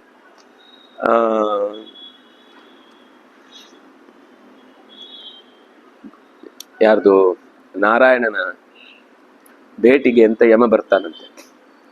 ಯಮ ಬಂದಾಗ ಅಲ್ಲೊಂದು ಹಕ್ಕಿ ಇರುತ್ತಂತೆ, ಪುಟ್ಟ ಹಕ್ಕಿ. ಆ ಪುಟ್ಟ ಹಕ್ಕಿಯನ್ನ ಒಂಥರ ಇದ್ಯಾಕೆ ಇಲ್ಲಿದೆ ಅಂತ ನೋಡಿದ್ನಂತೆ. ಗರುಡ ಯಮ ನೋಡಿದ್ದಾನೆ. ಕತೆ ನಿಜ ಅಲ್ಲ, ಆದ್ರೆ ಆ ಕತೆ ಹಿಂದೆ ಇರುವ ಲೆಕ್ಕಾಚಾರ ಚೆನ್ನಾಗಿದೆ. ಗರುಡ ತಕ್ಷಣ ಯೋಚನೆ ಮಾಡಿದ್ದಂತ, ಓ ಇವನ ದೃಷ್ಟಿ ಬಿತ್ತು ಅಂದ್ರೆ ಬಹುಶಃ ಅವನು ಬರುವಾಗ ಅದನ್ನ ಕೊಂದು ಬಿಡ್ತಾನೆ ಅಂತ ಯೋಚನೆ ಮಾಡಿ ಅದನ್ನ ಈ ಸಪ್ತಸಾಗರದ ಆಚೆಗೆ ಎಲ್ಲೋ ತಗೊಂಡು ಹೋಗಿ ಒಂದು ಅದ್ಭುತವಾದ ರಮ್ಯವಾದ ಜಾಗದಲ್ಲಿ ಅದನ್ನ ಇಟ್ಟು ಬರ್ತಾನಂತೆ. ವಾಪಸ್ ಬಂದಂತೆ. ಬಂದಾಗ ಗರುಡಂತೆ ಇವನು ನಾರಾಯಣನ ಹತ್ರ ಮಾತಾಡಿ ಯಮದೇವ ವಾಪಸ್ ಬಂದಂತೆ. ಬಂದಾಗ ಅವನು ಅದನ್ನು ನೋಡಿದಂತೆ ಆ ಜಾಗದಲ್ಲಿ ಅದಿಲ್ಲ. ಎಲ್ಲೋಯ್ತು? ಗರುಡ ಹೇಳಿದಂತೆ, ನೀನೇನ್ ಯೋಚನೆ ಮಾಡ್ತಿದ್ದಿ ಅಂತ ನನಗೆ ಗೊತ್ತು, ಅದಕ್ಕೆ ಅದನ್ನ ಸಪ್ತಸಾಗರದ ಆಚೆಗೆ ಹೋಗಿ ಇಟ್ಟು ಬಂದಿದ್ದೇನೆ. ಹೌದಾ, ಸರಿ ಆಯ್ತು ಬಿಡು, ನಕ್ ಬಿಟ್ಟ ಅಂತ. ಯಾಕೆ? ಅಲ್ಲ, ಅದು ಅಲ್ಲೇ ಒಂದು ಗಿಡಕ್ಕೆ ಬಲಿ ಆಗ್ಬೇಕಿತ್ತು, ಅದು ಇಲ್ಲಿ ಯಾಕಿದೆ ಅಂತ ಯೋಚನೆ ಮಾಡ್ತಿದ್ದೆ, ನೀನ್ ತಗೊಂಡೋಗಿ ಇಟ್ಟು ಬಂದ್ಯಾ, ಸರಿ ಆಯ್ತು ಅಂತ ಹೇಳಿದಂತೆ. ಅಂದ್ರೆ ಕಥೆ ಅಷ್ಟೇ ಇದು. ಆದ್ರೆ ಕೆಲವೊಂದ್ ಸರ್ತಿ ಹಾಗಾಗತ್ತೆ ಘಟನೆಗಳು. ನಾವ್ ಯಾವ್ದೋ ಬೇಡ ಅಂತ ಅನ್ನೋದನ್ನ ಬದಲಾಯಿಸ್ಲಿಕ್ಕೋಸ್ಕರ ಮಾಡ್ತೀವಲ್ಲ, ಅದೇ ಕರೆಕ್ಟ್ ಆದ ಘಟನೆಯಾಗಿ ಬದಲಾಗ್ಬಿಡುತ್ತೆ. ಹಾಗಾಗಿ ನಮ್ಮ ಲೆಕ್ಕಾಚಾರದ ಪ್ರಕಾರ ಕರ್ಮವನ್ನ ಏನು ಬದಲಾಯಿಸಿ ಬಿಡ್ತೇನೆ ಅಥವಾ ಸರಿಪಡಿಸಿ ಬಿಡ್ತೇನೆ ಅಥವಾ ಅದನ್ನ ತಡೆದು ಬಿಡ್ತೇನೆ, ಇದ್ಯಾವುದು ಸರಿ ಇಲ್ಲ. ಕೆಲವೊಂದ್ ಸರ್ತಿ ಏನಾಗುತ್ತೆ ಅಂದ್ರೆ ಪೋಸ್ಟ್ಪೋನ್ ಆಗುತ್ತೆ ಅಷ್ಟೇ. ಬಡ್ಡಿ ಸಮೇತ ನೆಕ್ಸ್ಟ್ ಸರ್ತಿಗೆ ಇನ್ನೊಂದು ಸೇರಿಸಿ ಕೊಡುತ್ತದು ಹಿಂದಿನ ಕರ್ಮಗಳೆಲ್ಲ. ಅದರಿಂದಾಗಿ ನಾವೇನೋ ಪೂಜೆ ಮಾಡಿ ಕರ್ಮವನ್ನು ತಪ್ಪಿಸ್ಕೊಳ್ತೇವೆ ಅಂದ್ರೆ ಯಾವ ಕರ್ಮದಿಂದಲೂ ತಪ್ಪಿಸಿಕೊಳ್ಳಿಕ್ಕೆ ಆಗುದಿಲ್ಲ. ಅದರ ಪೆಟ್ಟು ಬೀಳುವ ವೇಗವನ್ನ ಸ್ವಲ್ಪ ಕಡಿಮೆ ಮಾಡಬಹುದು. ಮೊದಲೇ ಗೊತ್ತಿದ್ದು ಪೆಟ್ಟು ಬೀಳುವಾಗ ಏಟನ್ನು ಸಹಿಸ್ಕೊಳ್ಬಹುದು, ಬಿಟ್ರೆ ತಪ್ಪಿಸ್ಲಿಕ್ಕೆ ಆಗುದೇ ಇಲ್ಲ. 2 ದಾರಿ ಇದೆ. ಒಂಚೂರು ಪೆಟ್ಟಿನ ಅಷ್ಟೇ ಅಷ್ಟೇ. ಇದೇನು ಅಂದ್ರೆ ನಿಲ್ಲಿಸ್ತೇನೆ ಅಂತ ಅವನೇನ್ ಹೋಗ್ತಾನೆ, ಅದು ಪೋಸ್ಟ್ಪೋನ್ ಆಗುತ್ತೆ. ಬರ್ಲಿ ಕಷ್ಟ, ನಿನ್ನ ಅನುಗ್ರಹ ಇರ್ಲಿ ಅಂತ ಕೇಳಿದವನಿಗೆ ಅದು ಸಿವಿಯರ್ ಆಗಿ ಕಾಡುವುದಿಲ್ಲ, ಸಾಮಾನ್ಯವಾದ ಒಂದು ಘಟನೆ ಆಗುತ್ತೆ. ಅಥವಾ ಅವನಿಗೆ ಆ ಘಟನೆ ಆಗೋ ಮುಂಚೆನೆ ಸೂಚನೆ ಸಿಕ್ಬಿಡುತ್ತೆ, ಹೀಗೊಂದು ಆಗತ್ತೆ, ಇದಕ್ಕೆ ತಯಾರಿರ್ಬೇಕು, ಮುಂಚೆನೆ ಗೊತ್ತಾಗ್ಬಿಡುತ್ತೆ. ನೆಕ್ಸ್ಟ್ ತಿಂಗಳು ಕೆಲಸ ಹೋಗುತ್ತೆ. ಆಗ ಮಾನಸಿಕವಾಗಿ ರೆಡಿ ಇರುತ್ತೆ ಮನಸ್ಸು, ಇಲ್ಲ ಕೆಲಸ ಹೋದ್ರೆ ಬೇರೆ ಕಡೆ ನೋಡ್ಕೋಬೇಕು ಅಂತ. ಅವಾಗ ಅಷ್ಟು ಹಿಂಸೆ ಆಗಲ್ಲ. ಯಾವಾಗ ನಮ್ಗೆ ಹೇಳದೆ ಕೇಳದೆ ಕಾರಣನೇ ಇಲ್ಲದೆ ತೆಗೆದಾಕದಾಗ ಏನ್ ವೇದನೆ ಆಗುತ್ತೋ ಆ ವೇದನೆ 1-2 ತಿಂಗಳು ಮುಂಚೆನೆ ನಮಗೆ ಹೇಳಿಬಿಟ್ಟಿದ್ದಾಗ ಸರಿ, ಏನ್ ಮಾಡ್ಲಿಕ್ಕಾಗುತ್ತೆ, ಅವನು ಭೂಪ ಅವನದೇ ನಿರ್ಧಾರ, ನಾವೇನ್ ತಡ್ಲಿಕ್ಕಾಗಲ್ಲ ಅಂತ ಅದು ಗೊತ್ತಾಗಿ ಕೆಲಸ ಹೋಗುತ್ತೆ. ಈ ಪ್ರಾರ್ಥನೆ ಮಾಡೋದ್ರಿಂದ ಏನಾಗುತ್ತೆ ಅಂದ್ರೆ ಇದ್ದಕ್ಕಿದ್ದ ಕೆಲಸ ಹೋಗುದು ಒಂದು ತರ, ಅದು ನೋವಿನ ತೀವ್ರತೆ ಹೆಚ್ಚಿರುತ್ತೆ. ಗೊತ್ತಾಗಿ ಸ್ವಲ್ಪ ದಿವಸ ಹೋದ್ಮೇಲೆ ಇನ್ನು ಕೆಲವೊಂದು ಹೇಗಿರುತ್ತೆ ಅಂದ್ರೆ ಬರೀ ಕೆಲಸ ಹೋಗುವ ನೋವು ಮಾತ್ರ ಆಗ್ಬೇಕಿರುತ್ತೆ, ಕೆಲಸ ಹೋಗುದಿಲ್ಲ. ಅಂದ್ರೆ ಕೆಲಸ ಹೋಗುವ ದುಃಖ ಇರಲ್ಲ ಅವನಿಗೆ. ಹೋಗ್ಬೋದು ಹೋಗ್ಬೋದು ಹೋಗ್ಬೋದು ಹೋಗ್ಬೋದು ಅಂತ ಒಂದ್ 2 ತಿಂಗಳು ಓದಾಡ್ತಾನೆ, 2 ತಿಂಗಳು ಓದಾಡ್ತಾನೆ. 3ನೇ ತಿಂಗಳಿಗೆ ಇಲ್ಲ ನೀವಿರಿ ಕಂಟಿನ್ಯೂ ಮಾಡಿ ಅಂತ ಹೇಳ್ತಾರೆ. ಅಯ್ಯಪ್ಪ 2 ತಿಂಗಳು ಏನು ಒದ್ದಾಡ್ತಾ ಇದ್ದೆ, ಎಲ್ಲಿ ಕೆಲಸ ಹುಡುಕುದಪ್ಪ ಹೇಗಪ್ಪ ಅಂತ ಯೋಚನೆ ಮಾಡ್ತಾ ಇದ್ದ. ಅದಕ್ಕೋಸ್ಕರ ಏನೇನೋ ಪರೀಕ್ಷೆ ಬರ್ದು ಏನೋ ಒಂದಿಷ್ಟು ಕ್ರ್ಯಾಶ್ ಕೋರ್ಸ್ಗಳನ್ನೆಲ್ಲ ಮಾಡಿ ತಲೆ ಎಲ್ಲ ಕ್ರ್ಯಾಶ್ ಆಗಿ ಏನೋ ಒಂದಿಷ್ಟು ಅಭ್ಯಾಸ ಮಾಡಿದ್ದ. ಆದ್ರೆ ಅದೇನು ಉಪಯೋಗಕ್ಕೆ ಬೀಳಲಿಲ್ಲ. ಯಾಕಂದ್ರೆ ಅವನಿಗೆ ಕರ್ಮದ ಫಲ ಇದ್ದದ್ದೇ ಕೆಲಸ ಹೋಗುತ್ತೆ ಅನ್ನೋ ಭಯ, ಅಷ್ಟೇ ಬಿಟ್ರೆ ಕೆಲಸ ಹೋಗೋ ಭಯ ಇರ್ಲಿಲ್ಲ. ಈಗ ಏನೇನೋ ಇರುತ್ತೆ, ಕರ್ಮದ ವ್ಯವಸ್ಥೆ ಉಂಟಲ್ಲ, ಅರ್ಥನೇ ಮಾಡ್ಕೊಳ್ಲಿಕ್ಕೆ ಆಗುದಿಲ್ಲ.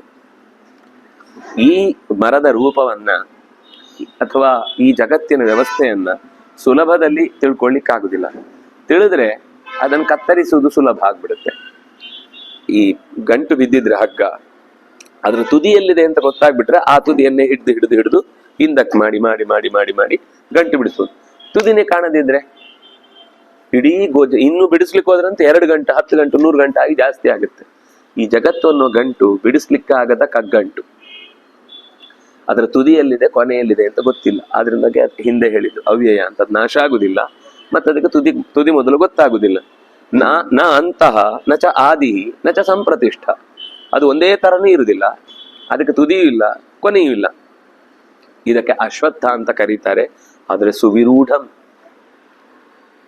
ಎಷ್ಟು ಆಳದ ತನಕ ಇದರ ಬೇರು ಹಬ್ಬಿದೆ ಅಂದ್ರೆ ಈ ಆಳವನ್ನ ನಾವು ಊಹಿಸ್ಲಿಕ್ಕೆ ಸಾಧ್ಯ ಇಲ್ಲ, ಅಷ್ಟು ಆಳ ಅಂದ್ರೆ ಅದರ ಗಹನತೆ ಅಂತ ಅರ್ಥ. ಈ ಮರಕ್ಕೆ ಬೇರು ಅನ್ನೋದೇ ಪ್ರಧಾನವಾದ ಅಂಗ. ಬೇರು ನಾಶ ಆಯ್ತು ಅಂದ್ರೆ ಮರ ಎಷ್ಟು ದೊಡ್ಡದಿದ್ರು ಬಿದ್ದೋಗುತ್ತೆ. ಹಾಗೇನೆ ಈ ಪ್ರಪಂಚ ಅನ್ನುವಂಥದ್ದಕ್ಕೆ ಪ್ರಕೃತಿಯ ಆಧಾರ. ಈ ಪ್ರಕೃತಿಯ ಗಹನತೆ ಎಷ್ಟು ಅಂದ್ರೆ ಅದು ಇಲ್ಲಿ ತನಕ ಯಾರಿಗೂ ಅಳಿಲಿಕ್ಕೆ ಬರ್ಲಿಲ್ಲ. ಹಾಗಾಗಿ ಸುವಿರೂಢ ಮೂಲಂ. ಹಾಗಾದ್ರೆ ಅದನ್ನು ಕತ್ತರಿಸುವುದು ಹೇಗೆ ಅಂದ್ರೆ ಅವರವರಿಗೆ ಮರನೇ ಕತ್ತರಿಸಿ ಹೋಗಲ್ಲ, ಅವನನ್ನು ಗಂಟೆ ಹಾಕಿದ ಒಂದು ಎಳೆಯನ್ನ ಅವನು ಕತ್ತರಿಸಿ ಹೊರಗೆ ಹೋಗ್ಬೇಕಷ್ಟೆ. ಮರವನ್ನೇ ಕತ್ತರಿಸಿ ಎಲ್ಲರನ್ನು ಬಿಡುಗಡೆ ಮಾಡ್ತೇನೆ ಅಂದ್ರೆ ಆಗಲ್ಲ. ಕೆಲವರು ಇರ್ತಾರೆ, ತಮ್ದು ಕತ್ತರಿಸುವಾಗ ಪಕ್ಕದವ್ರದ್ದು ಕತ್ತರಿಸಿ ಹೋಗುತ್ತೆ, ಬಿಡಿಸ್ಕೊಂಡು ಹೋಗ್ತಾರೆ, ಬಾ ಬಾ ನೀನು ಬಾ ನೀನು ಬಾ. ಕೆಲವರು ಆಗಲ್ಲ, ಗಂಟನ್ನ ನೀನ್ ಇದ್ರೊಳಗೆ ಹೋಗು, ನಾನು ನಿನ್ನನ್ನು ಬಿಡಿಸ್ತೇನೆ ಅಂತ ಅವನನ್ನು ಸಿಕ್ಸಾಕಿ ತಾನು ಹೋಗ್ಬಿಡ್ತಾನೆ ಹೊರಗಡೆ. ಯಾಕಂದ್ರೆ ಅದು ಏನಾದ್ರೂ ಒಂದನ್ನು ಹಿಡ್ದೇ ಇರ್ಬೇಕು ಅದಕ್ಕೆ ನೀನು ಅದನ್ನ ಕೈ ಕೊಡು, ಅದು ಹಿಡಿದ ಮೇಲೆ ಇವನು ಈ ಕೈಯಿಂದ ಬಿಡಿಸ್ಕೊಂಡು ಹೊಟ್ಟೋಗ್ಬಿಡ್ತಾನೆ. ಹಾಗೆ ಕೆಲವರು ಇನ್ನೊಬ್ಬರನ್ನು ಸಿಕ್ಕಿಸಿ ಹಾಕ್ತಾರೆ, ಕೆಲವರು ತಾವು ಬಿಡುಗಡೆ ಆದ್ರೆ ಸಾಕು ಅಂತಾರೆ. ಕೆಲವರು ತಮ್ಮ ಸುತ್ತ ಇದ್ದ ಎಷ್ಟು ಜನರನ್ನಾಗುತ್ತೋ ಅಷ್ಟು ಜನರಾದು ಬಿಡಿಸ್ಕೊಂಡು ಹೋಗೋಣ. ಈ ಕೆಲವರು ಆಕ್ಸಿಡೆಂಟ್ ಆದಾಗ ತಕ್ಷಣ ಅವ್ರಿಗೆ ತೊಂದರೆ ಆದ್ರೂ ತೊಂದರೆ ಇಲ್ಲ, ತಮ್ಮ ಸುತ್ತ ಇದ್ದವರಿಗೂ ಒಂದಿಷ್ಟು ಹೆಲ್ಪ್ ಮಾಡ್ಕೊಂಡು ಮೇಲ್ಕೊಂಡು ಎಷ್ಟೋ ಜನ ದೇಹ ಬಿಟ್ಟವ್ರು ಇದ್ದಾರೆ ತೊಂದರೆ ಆಗಿ. ಹಾಗಾಗಿ ಕರ್ಮ ಅನ್ನೋದು ಹೇಗೆ ಒಬ್ಬೊಬ್ಬನನ್ನು ಎಳಿಯತ್ತೆ ಗೊತ್ತಿಲ್ಲ. ಕರ್ಮ ಅನ್ನೋದಕ್ಕೆ ಗೋವಿಂದಾಚಾರ್ಯ ಒಂದು ಕತೆ ಹೇಳ್ತಿದ್ರು. ಯಾರೋ ಒಬ್ಬ ಬಸ್ಸಲ್ಲಿ ಹೋಗ್ತಾ ಇದ್ದ ಘಾಟ್ ಸೆಕ್ಷನ್ ಹತ್ರ. ಅವನಿಗೆ ಎಲೆ ಅಡಿಕೆ ಹಾಕೋ ದುರಭ್ಯಾಸ. ಅವನಿಗೇನಂದ್ರೆ ಅವ್ನು ಗಲಾಟೆ ಮಾಡಿ ನನಗೆ ವಿಂಡೋ ಸೀಟ್ ಬೇಕು ಅಂತ. ಇಲ್ಲ, ವಿಂಡೋ ಸೀಟ್ ನಾನು ಬೇಕು ಅಂತಾನೆ ಮಾಡಿದ್ದು. ಇಲ್ಲ ನಾನೀಗ ನಿಮ್ಮ ಮೇಲೆ ಹೋಗಿಲ್ಲ ಹೊರಗೆ ಹೋಗಿಲ್ಲ ಅಂತ. ಸರಿ, ಇವನು ಗಲಾಟೆ ಮಾಡೋದು ತೊಂದರೆ ಕಿರಿಕಿರಿ ಮಾಡೋದು ಬೇಡ ಅಂತ ಪಕ್ಕದಲ್ಲಿ ಅವನನ್ನು ಕೂಡಿಸ್ಕೊಂಡು ನೀಚೆ ಬಂದ.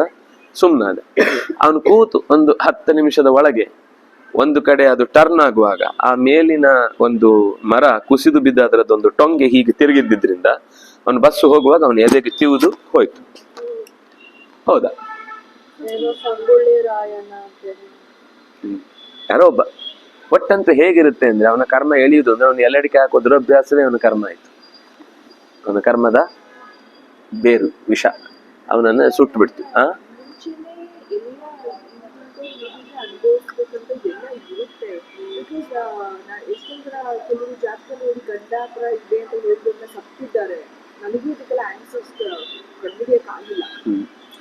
ಕಂಡಿಡಿಯಕ್ಕೆ ಆಗಲ್ಲ. ಅದು ಏನಿದೆಯೋ ಅದನ್ನ ಹೇಳುತ್ತೆ. ಅದು ಹೇಳುವವ್ರ ಮೇಲೆ ಡಿಪೆಂಡ್ ಅಷ್ಟೇ.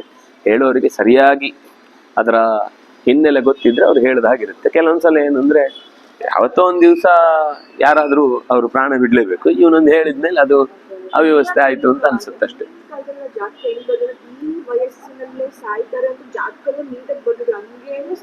ಇದೆ ಗ್ರಹ ನಕ್ಷತ್ರಗಳ ಸ್ಥಾನ.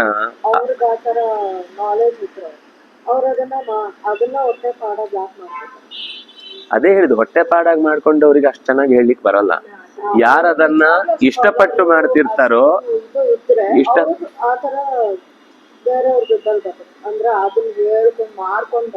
ಅದೇ ಹೇಳಿದ್ದು, ಅದು ತಾನಾಗಿ ಅವರ ಹೊಟ್ಟೆ ತುಂಬಿಸಿದ್ರೆ ತಪ್ಪಲ್ಲ. ಹೊಟ್ಟೆ ತುಂಬಿಸ್ಲಿಕ್ಕೋಸ್ಕರ ಅದನ್ನ ಬಳಸ್ಕೊಂಡ್ರೆ ಅದು ಅವ್ರ ಸಿದ್ಧಿ ಹೋಗುತ್ತೆ. ನೀವು ಈಗಿನಂತ ಮಾತಾಡ್ಬೇಡಿ, ಅವ್ರು ಹೇಳ್ತಾ ಇರೋದು ಹಾಗೆ ನಡೆಯುತ್ತೆ ಅಂತ. ನಾನು ಜ್ಯೋತಿಷದ ಬಗ್ಗೆ ಹೇಳ್ತಾ ಇದ್ದೀನಿ, ಜ್ಯೋತಿಷ್ಯ ಹೇಳೋರ ಬಗ್ಗೆ ಹೇಳ್ತಿಲ್ಲ ನಾನು. ಜ್ಯೋತಿಷ್ಯ ಅನ್ನೋದು ಒಂದು ಗಣಿತ, ಅದು ಸೂರ್ಯ ಚಂದ್ರ ಈ ಗತಿ ಏನಿದೆ, ಆ ಗತಿ ನಮ್ಮ ಬದುಕಿನ ಸ್ಪಷ್ಟವಾದ ರೇಖೆ ಅಂತ ತೋರಿಸ್ತಾ ಇರುತ್ತೆ. ಈಗ ಅವನ ಜೀವನದಲ್ಲಿ ಸಂಪತ್ತಿನ ಏರಿಕೆ, ಸಂಪತ್ತಿನ ಇಳಿಕೆ, ಕೆಲಸದ ವ್ಯತ್ಯಾಸ, ಅವನು ಊರು ಬಿಡಬೇಕಾಗತ್ತೆ, ಅವನಿಗೆ ಕೌಟುಂಬಿಕವಾದ ಏಳಿಗೆ ಬರುತ್ತೆ, ಇಲ್ಲ ಕೌಟುಂಬಿಕವಾದ ಸಮಸ್ಯೆ. ಎಷ್ಟು ಸೂಕ್ಷ್ಮ ಅಂದ್ರೆ ನಾಳೆ ಅವನು ಇಂಥದ್ದೊಂದು ಕಳ್ಕೊಳ್ತಾನೆ ಅನ್ನೋದು ಅಲ್ಲ. ನಾನು ಜಾತಕ ಹೇಳ್ತಾ ಇಲ್ಲ, ನಮ್ಮಪ್ಪ ಅವ್ರಿಗೊಂದು ಕೈ ನೋಡೋ ಅಭ್ಯಾಸ. ಅಂದ್ರೆ ಅವ್ರು ಯಾವತ್ತೂ ಅದರಿಂದ ₹1 ಸಂಪಾದನೆ ಮಾಡಿಲ್ಲ. ಅವರು ಇಡೀ ಜೀವನದಲ್ಲಿ ₹1 ತಗೊಂಡಿಲ್ಲ ಯಾರ ಕೈಯಿಂದ. ಯಾರೋ ಒಬ್ಬ ಸೇಟು, ಅವ್ರು ಮುಂಬೈಲಿದ್ರು, ಯಾವುದೋ ಒಂದು ಹೋಟ್ಲಲ್ಲಿ ನೋಡ್ಕೊಳ್ಳಿಕ್ಕೆ. ಅವನು ಏನೋ ಬಹಳ ಪ್ರೀತಿ ಎಲ್ಲ ಏನೇ ಆದ್ರೂ ಅಲ್ಲಿ ಸ್ಟೇ ಮಾಡಿ ತಿಂದು ಹೋಗೋನು. ಅವನು ತಕ್ಷಣ ಬಂದು ನಾನೊಂದು ಅರ್ಜೆಂಟ್ ಮೀಟಿಂಗಿಗೆ ಹೋಗ್ಬೇಕು, ಕೂತ್ಕೊಂಡು ಅಲ್ಲೇ ಪಕ್ಕದಲ್ಲಿ ಕಾಫಿ ಕುಡಿಯುವಾಗ ಸುಮ್ಮನೆ ಕೈ ನೋಡಿದ್ರು. ನೀನು ಹೋಗ್ಬೇಡ ಅಂದ್ರು, ನೀನ್ ಇವತ್ತು ಹೋಗ್ಬೇಡ ಅಂದ್ರು. ಇಲ್ಲ ನಂದು ಕೋಟ್ಯಾಂತರ ವ್ಯವಹಾರ, ಆಗ ಲಕ್ಷಾಂತರ ವ್ಯವಹಾರ, ಅದನ್ನ ತಪ್ಪಿಸಿದ್ರೆ ಸಾಧ್ಯವಿಲ್ಲ, ನಾನು ಹೋಗ್ಲೇಬೇಕು. ನೀನು ಹೋದ್ರೂ ಹೋಗಲ್ಲ ಅಂದ್ರು. ಅವ್ನು ಟ್ರೈನಿಗೆ ಹೊರಟ, ಅವನೆಲ್ಲೋ ಟ್ರಾಫಿಕಲ್ಲಿ ಸಿಕ್ಕಾಕೊಂಡು ಅವ್ನ ಕಣ್ಣ ಮುಂದೆನೆ ಟ್ರೈನ್ ಪಾಸ್ ಆಯ್ತು. ಅವನು ಹೋಗ್ತಾ ಇದ್ದಾನೆ ಒಳಗೆ, ಅದು ಫಾಸ್ಟ್ ಆಗ್ಬಿಡ್ತು. ಏನ್ ಮಾಡಿದ್ರು ಹತ್ಲಿಕ್ಕಾಗ್ಲಿ, ಎಲ್ಲ ಬೈದ್ ಬಿಟ್ರು. ಅವನು ಓಡ್ಲಿಕ್ಕೆ ಹೋದಾಗ ಎಳೆದು ಹೊರಗೆ ಹಾಕ್ಬಿಟ್ರು. ಅದು ಹೋಗಿ ಒಂದು 4ನೇ ಸ್ಟೇಷನ್ ಅಲ್ಲಿ ಅವ್ನು ಯಾವ ಬೋಗಿ ಹತ್ಬೇಕಿತ್ತು ಅದು ಬ್ಲಾಸ್ಟ್ ಆಗೋಯ್ತು. ಅವನು ವಾಪಸ್ ಓಡ್ ಬಂದ ಅಪ್ಪನ ಹತ್ರ. ಓಡ್ ಬಂದು ತಪ್ಪಾಯ್ತು, ನಿಮ್ಗೆ ಹೆಂಗ್ ಗೊತ್ತಾಯ್ತು? ನಮ್ಮ ದಿನದ ರೇಖೆಗಳು ವ್ಯತ್ಯಾಸ ಆಗುತ್ತೆ ಇದರಲ್ಲಿ. ಸೂಕ್ಷ್ಮವಾಗಿ ಪ್ರತಿದಿನಕ್ಕೂ ಇದರಲ್ಲಿ ಸಣ್ಣ ಸಣ್ಣ ರೇಖೆಗಳು ವ್ಯತ್ಯಾಸ ಆಗುತ್ತೆ. ಅದನ್ನ ಸ್ಟಡಿ ಮಾಡ್ಬೇಕು ನಾವು. ಈಗ ಅಂದ್ರೆ ಎಲ್ಲ ಕುತೂಹಲ ಇದ್ರೆ ಮಾತ್ರ ಉತ್ತರ ಸಿಗುತ್ತೆ. ನಾವು ಸುಮ್ಮನೆ ಏನೋ ನೋಡ್ತೇವೆ, ನಾನು ಕಲ್ತು ಬಿಡ್ತೇನೆ, ಒಂದು 4 ಜನಕ್ಕೆ ಹೇಳ್ಬೋದು ಅಂದ್ರೆ ಆಗಲ್ಲ. ಅದು ನಮ್ಗೆ ಆ ಪ್ರಕೃತಿಯಲ್ಲಿ ಈ ರೇಖೆಗಳು ಹೇಗೆ ಉತ್ತರ ಕೊಡ್ತಾವೆ ಅನ್ನುವ ಜಿಜ್ಞಾಸೆ ಇದ್ರೆ ಅವರು ಅದನ್ನು ಚೆನ್ನಾಗಿ ಅಭ್ಯಾಸ ಮಾಡ್ತಾರೆ.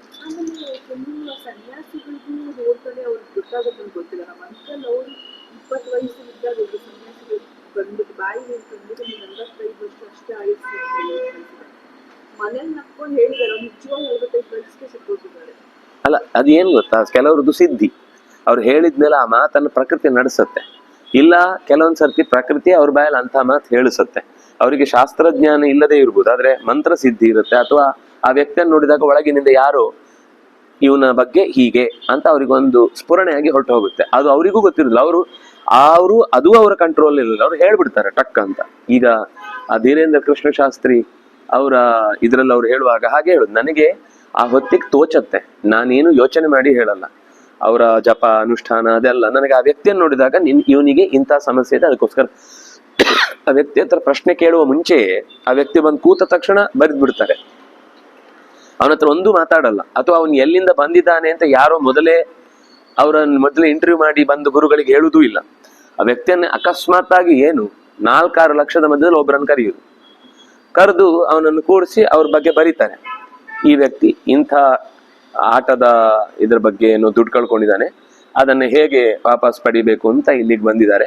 ಅವರು ಹನುಮಂತನ ಅಷ್ಟೋತ್ತರ ಶತನಾಮವನ್ನು ಹೇಳಿದ್ರೆ ಅವರಿಗೆ ಅವರ ದುಡ್ಡು ಬರುತ್ತೆ. ಆದ್ರೆ ಮುಂದೆ ಯಾವತ್ತೂ ಕೂಡ ಈ ರೀತಿ ದುಡ್ಡಿನ ಹೆಚ್ಚಳಕ್ಕಾಗಿ ಅವರು ಇದನ್ನ ಪ್ರಯೋಗ ಮಾಡಬಾರ್ದು. ಈ ಸರ್ತಿ ಮಾತ್ರ ಈ ಪರಿಹಾರವನ್ನು ಹೇಳ್ಬಹುದು ಅಂತ ಬರೆದಿರ್ತಾರೆ. ಅವ್ರು ಅದನ್ನು ಓದಿ ಕಣ್ಣೀರು ಹಾಕ್ಬಿಡ್ತಾರೆ. ನೀವು ಯೂಟ್ಯೂಬಲ್ಲಿ ಲೈವ್ ತೋರಿಸ್ತಾರೆ, ಯಾವತ್ತೋ ಒಂದ್ ದಿವಸದ ಮೊದ್ಲೇ ಮಾಡಿಟ್ಟ ಪ್ರೋಗ್ರಾಮ್ ಅಲ್ಲ. ಆ ವ್ಯಕ್ತಿ ಹೇಳ್ತಾನೆ, ನಾನಲ್ಲ ಈ ಮಾತು ಹೇಳ್ತಾ ಇರೋದು, ನನ್ನ ಶಕ್ತಿ ಏನೂ ಅಲ್ಲ, ಇದೆಲ್ಲ ಬಾಲಾಜಿಕ ಕೃಪಾ ಅಂತಾನೆ. ಬಾಲಾಜಿ ಭಗವಂತನ ಕೃಪೆ ಮತ್ತು ಪ್ರಾಣದೇವರ ವಿಶೇಷ ಅನುಗ್ರಹದಿಂದ ಅವರು ಸಿಕ್ಕಾಪಟ್ಟೆ ಏನಂತಾರೆ ಹನುಮಾನ್ ಚಾಲೀಸ ಸಿದ್ಧಿ ಪಡೆದವರು. ಅದರ ಜಪದ ಅನುಷ್ಠಾನದಿಂದ ಅವರಿಗೆ ವ್ಯಕ್ತಿಯ ನೋಡಿದ ತಕ್ಷಣ ಅವರ ಸಮಸ್ಯೆ ಅರ್ಥ ಆಗುತ್ತೆ. ಅಂತವ್ರು ತುಂಬಾ ಜನ ಇದ್ದಾರೆ. ಅದು ಮೈಂಡ್ ರೀಡಿಂಗ್ ಅನ್ನುವ ಒಂದು ಕಾನ್ಸೆಪ್ಟು ಅದರಲ್ಲಿ ಇರುತ್ತೆ ಸ್ವಲ್ಪ. ಅದರ ಜೊತೆಗೆ ಅವ್ರಿಗೆ ಸಿದ್ಧಿ ಇರುತ್ತೆ. ಸಿದ್ಧಿ ಇರೋದ್ರಿಂದ ಪರಿಹಾರ ಹೇಳ್ಬೋದು. ಆ ಸಾಮರ್ಥ್ಯ, ಓದುವ ಸಾಮರ್ಥ್ಯ ಇರೋದ್ರಿಂದ ಸಮಸ್ಯೆ ಏನು ಅಂತ ಎತ್ತಿ ಹೇಳ್ಬೋದು. ಇದು ಎರಡೂ ಸೇರಿದಾಗ ಒಂದು ಬದುಕಿಗೆ ಒಂದು ವಿಶಿಷ್ಟವಾದ ಶಕ್ತಿ ಬರುತ್ತೆ. ಮತ್ತೆ ಅದನ್ನು ಯಾವತ್ತೂ ಅವರು ಸ್ವಾರ್ಥಕ್ಕೆ ಬಳಸದೇ ಇದ್ದಾಗ ಅದು ಲೈಫ್ ಲಾಂಗ್ ಇರುತ್ತೆ. ಹ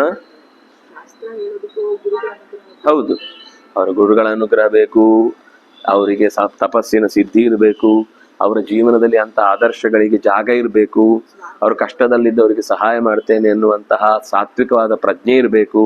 ಮತ್ತೆ ಯಾವತ್ತೂ ಕೂಡ ಇದರಿಂದ ನಾನೇನೋ ಸಂಪಾದನೆ ಮಾಡಿ ಒಂದಿಷ್ಟು ದುಡ್ಡು ಹೆಸರು ಗಳಿಸಿ ಗುಡ್ಡೆ ಹಾಕ್ತೇನೆ ಅಂತ ಅವ್ರು ಯಾವತ್ತೂ ಅನ್ಕೋಬಾರ್ದು. ಅನ್ಕೊಂಡ್ರೆ ಆ ಸಂಪತ್ತು ಹೊರಟೋಗುತ್ತೆ. ನಮ್ಮಲ್ಲಿ ಒಬ್ಬ ಇದ್ದ, ಅವನಿಗೆ ಯಾರದ್ದೇ ನೋಡಿದ ತಕ್ಷಣ ಅವ್ರ ಬಗ್ಗೆ ಗೊತ್ತಾಗ್ತಿತ್ತು. ಆದ್ರೆ ಅವನು ಏನ್ ಮಾಡ್ತಿದ್ದ ಅಂದ್ರೆ ಅದನ್ನ ಆ ಸಿದ್ಧಿಯನ್ನ ಅವನು ಸದುಪಯೋಗ ಮಾಡ್ಕೊಳ್ಳಿಲ್ಲ. ಯಾರ್ಯಾರು ನನ್ಗೆ ಪರೀಕ್ಷೆಯಲ್ಲಿ ಮಾರ್ಕ್ ಹೆಂಗ್ ಬರುತ್ತೆ, ನಾನು ಹೊರಗಡೆ ಹೋಗಿ ಏನು ಕತ್ಕೊಂಡ್ ಬರ್ಬೇಕು ಅಂತಿದೆ, ನೀವು ಅದಕ್ಕೆ ಸಿಕ್ಕಿ ಬೀಳ್ತೇನೆ ಅಂತ ಹೇಳ್ಬೇಕು ಅಂತ ಏನೇನು ಈ ತರದ್ದೆಲ್ಲ ಜನರಿಗೆಲ್ಲ ಹೇಗೆ ಜನರ ಆಸಕ್ತಿಗಳು ಇರ್ತವೆ ಅಂದ್ರೆ ಇಂಥ ವಿಷಯಗಳಿಗೆ, ಅವನು ಅದಕ್ಕೆಲ್ಲಾನು ಬಲಿಯಾದ. ಹೇಳಲಿಕ್ಕೆ ಒಂದ್ 4 ವರ್ಷ ಇತ್ತು ಅವನ ಹತ್ರ ಆ ಸಿದ್ಧಿ. ನೋಡ್ರಿ, ಆ 4 ವರ್ಷದಲ್ಲಿ ಮಾತ್ರ ಅವ್ನು ಹೇಳಿದ್ ಯಾವುದು ಸುಳ್ಳಾಗಿರ್ಲಿಲ್ಲ. ಆದ್ರೆ ಅದಾದ್ಮೇಲೆ ಅವ್ನು ಯಾವತ್ತೂ ಅದನ್ನ ಸಾತ್ವಿಕವಾಗಿ ಬಳಸ್ಕೊಳ್ಳಿಲ್ಲ, ಅವನು ಜಪಾನುಷ್ಠಾನ ವೃದ್ಧಿ ಮಾಡ್ಲಿಲ್ಲ, ಮತ್ತೆ ಅದಕ್ಕಾಗಿ ಅವನು ಯಾವುದೇ ಗುರುಗಳನ್ನ ಸೇವೆ ಮಾಡಿ ಬಂದದ್ದಲ್ಲ ಅದು. ಆದ್ರಿಂದ ಅದೊಂದು ಕರ್ಮ. ಅವನಿಗೆ 4 ವರ್ಷ ಇಂಥ ಒಂದು ಮಂತ್ರದ ಸಿದ್ಧಿ ಅವನ ಶರೀರದಲ್ಲಿ ಕೆಲಸ ಮಾಡುತ್ತೆ, ಅವನ ಬುದ್ಧಿಯಲ್ಲಿ ಅದು ಪರಿಣಾಮ ಬೀರುತ್ತೆ ಅಂತ. ಅಷ್ಟಾದ್ಮೇಲೆ ಅದು ಹೊರಟೋಯ್ತು. ಯಾವ ಸಿದ್ಧಿಯು ಪರ್ಮನೆಂಟ್ ಇಲ್ಲ. ಸಿದ್ಧಿ ಅನ್ನೋದೇ ಪರ್ಮನೆಂಟ್ ಅಲ್ಲ, ಅದು ನಮ್ಮ ದಾರಿ ತಪ್ಪಿಸ್ಲಿಕ್ಕೋಸ್ಕರನೇ ಇರುದು. ನಾವು ಮುಖ್ಯ ದಾರಿಯಲ್ಲಿ ಭಗವಂತನ ಕಡೆಗೆ ಹೋಗ್ಲಿಕ್ಕೆ ಅದು ಅಡ್ಡ ದಾರಿ. ಅದು ಭಗವಂತನ ಕಡೆಗೆ ಹೋಗ್ಬಾರ್ದು ಅಂತಾನೆ ಮಧ್ಯ ಕೊಡುದು. ನಾವು ಅದನ್ನೇ ತಿನ್ಕೊಂಡು ಇದು ಬಿಡ್ತೇವೆ, ಮುಂದೆ ಹೋಗ್ಬೇಕಾದ ದಾರಿಯನ್ನು ಮರೆತು ಬಿಡ್ತೇವೆ. ಅದು ಲೋಕದ ಸಿದ್ಧಿ. ಸಿದ್ಧಿಸ್ತು ಅಂತರಾಯ.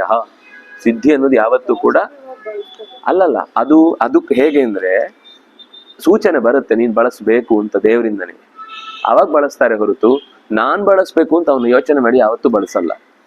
ಮತ್ತೆ ಲೋಕಕ್ಕೆ ಉಪಕಾರಕ್ಕಾಗಿ ಅವನು ಬಳಸ್ತಾ ಇದ್ದಾನೆಂದಾಗ ಅದು ಹಾನಿ ಆಗಲ್ಲ. ಯಾಕೆಂದ್ರೆ ಸ್ವಂತಕ್ಕೆ ಬಂತು ಅಂದ ತಕ್ಷಣ ಅದು ಕತ್ತರಿಸ್ಲಿಕ್ಕೆ ಶುರುವಾಗತ್ತೆ, ಪುಣ್ಯವನ್ನ ಹಿಂದಕ್ಕೆ ಹೋಗ್ಲಿಕ್ಕೆ ಶುರುವಾಗತ್ತೆ. ಇಲ್ಲಿ ಹಾಗಾದ್ರೆ ಈ ದೃಢವಾದ ಬೇರುಳ್ಳ ಈ ಮರವನ್ನ ಹೇಗೆ ಕತ್ತರಿಸ್ಬೇಕು ಅಂದ್ರೆ ಅಸಂಗ ಶಸ್ತ್ರ ಅಸಂಗ ಅನ್ನೋದೇ ಶಸ್ತ್ರ. ಅಸಂಗ ಅಂದ್ರೆ ನಾನು ನನ್ನದು ಅಂತ ಅದರ ಮೇಲೆ ಒಂದು ಅಟ್ಯಾಚ್ಮೆಂಟ್, ಓವರ್ ಅಟ್ಯಾಚ್ಮೆಂಟ್ ಏನಿದೆ ಅದು ಇಲ್ಲದಿರುವುದೇ ಈ ಸಂಸಾರದ ವೃಕ್ಷದಿಂದ ಹೊರಗೆ ಬರ್ಲಿಕ್ಕೆ ನಮಗೆ ಉಪಯೋಗಕ್ಕೆ ಬರುವ ಕತ್ತರಿ ಅಥವಾ ಚಾಕು ಅಥವಾ ಕತ್ತಿ ಯಾವುದೋ ಒಂದು. ಅದಕ್ಕೆ ಆತ್ಮಾರ್ಥೆ ಪೃಥಿವೀಂ ತ್ಯಜೇತ್. ಭೂಮಿಯ ಕಡೆಗೆ ನಮ್ಮ ಸೆಳೆತ ಎಷ್ಟಿರುತ್ತೋ, ಭೂಮಿ ಅಂದ್ರೆ ಬರೀ ಆಸ್ತಿ ಬಗ್ಗೆ ಅಂತಲ್ಲ, ನಮ್ಮ ರೂಪದ ಬಗ್ಗೆ, ನಾನು ಸಂಪಾದಿಸಬೇಕಾದ ದುಡ್ಡಿನ ಬಗ್ಗೆ, ನನ್ನ ಪ್ರತಿಷ್ಠೆಯ ಬಗ್ಗೆ, ನನ್ನನ್ನು ಉಳಿದವರು ಗೌರವಿಸುವುದರ ಬಗ್ಗೆ, ಅಥವಾ ನನ್ನನ್ನು ಸಮಾಜದಲ್ಲಿ ಕಾಣಬೇಕು ಅನ್ನುವ ನನ್ನ ಆಲೋಚನೆಯ ಬಗ್ಗೆ, ಎಲ್ಲವೂ ಕೂಡ ನಮ್ಮನ್ನ ಕೆಳಕ್ಕೆ ಎಳೆಯುವಂತಹ ಅಭಿಮಾನಗಳು. ಅಭಿಮಾನ ಎಷ್ಟು ಕಮ್ಮಿ ಆಗುತ್ತೆ, ಏನ್ ಬಂತೋ ಅದನ್ನು ಯಥಾವತ್ತಾಗಿ ಸ್ವೀಕರಿಸಿ ಅದನ್ನ ತಿರಸ್ಕರಿಸ್ಬೇಕು ಅಂತ ಹೇಳಿದ್ದಲ್ಲ, ಅಥವಾ ಅದು ಬರುವುದೇ ತಪ್ಪು ಅಂತನೂ ಅಲ್ಲ. ಸಂಸಾರದಲ್ಲಿ ಬದುಕುವುದೇ ತಪ್ಪಲ್ಲ, ಸಂಸಾರದಲ್ಲಿ ಬದುಕಿ ಆ ಸಂಸಾರಕ್ಕೆ ಬಲಿ ಆಗ್ಬಾರ್ದು. ಅದು ಅಕಸ್ಮಾತ್ ನಾಳೆ ನನ್ನ ಕೈಯಿಂದ ಬಿಡಿಸ್ಕೊಂಡು ಹೋಗ್ತಾ ಇದೆ ಅಂದ್ರು ಅನಾಯಾಸವಾಗಿ ಬಿಡ್ಬೇಕು. ಅದು ಕಿತ್ತಿ ಕೈಕೆಲ್ಲ ಗೀರಾಗಿ ಗಾಯ ಆದ್ಮೇಲೆ ಬಿಡ್ತೇನೆ, ಅಲ್ಲಿ ತನಕ ಅದು ಕಚ್ಚಿ ಹಾಕ್ತಾ ಇರುತ್ತೆ, ಆಮೇಲೆ ಬಿಡ್ತೇನೆ ಅಂದಾಗ ಕೈ ಗಾಯ ಆದದ್ದೇ ಬಂತು. ಅದು ಹೋಗುತ್ತೆ ಅಂತ ಬಿಟ್ಟ ಅಂದ್ರೆ ಕೈ ಸೀಳುವುದು ನಿಂತು ಹೋಗುತ್ತೆ. ಅದು ಬಂತು, ಒಂದು ಕಾಲ ತಗೊಂಡ, ಹೋಯ್ತು, ಬಿಟ್ಟ. ಯಾರು ಅಷ್ಟೇ ಅನಾಯಾಸವಾಗಿ ಸ್ವೀಕರಿಸ್ತಾನೆ ಮತ್ತು ಅನಾಯಾಸವಾಗಿ ಬಿಡ್ತಾನೆ, ಅವನು ಅಸಂಗ ಶಸ್ತ್ರದಿಂದ ತನ್ನನ್ನ ಗಟ್ಟಿಗೊಳಿಸಿಕೊಂಡಿದ್ದಾನೆ ಅಂತ ಅರ್ಥ. ಅಸಂಗ ಶಸ್ತ್ರೇಣ ದೃಢೇನ ಚಿತ್ವ.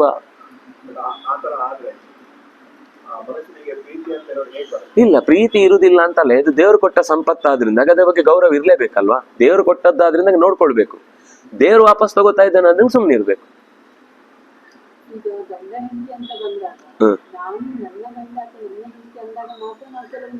ಅಲ್ಲ, ಅದೇ ಹೇಳಿದ್ ನಾನು, ದೇವರು ನನಗೆ ನನ್ನ ಗಂಡ ಅಂತ ಅಥವಾ ನನ್ನ ಹೆಂಡತಿ ಅಂತ ಕೊಟ್ಟದ್ದು ನನ್ನ ಕರ್ತವ್ಯ ನಿರ್ವಹಣೆ ಮಾಡ್ಲಿಕ್ಕೇನೆ.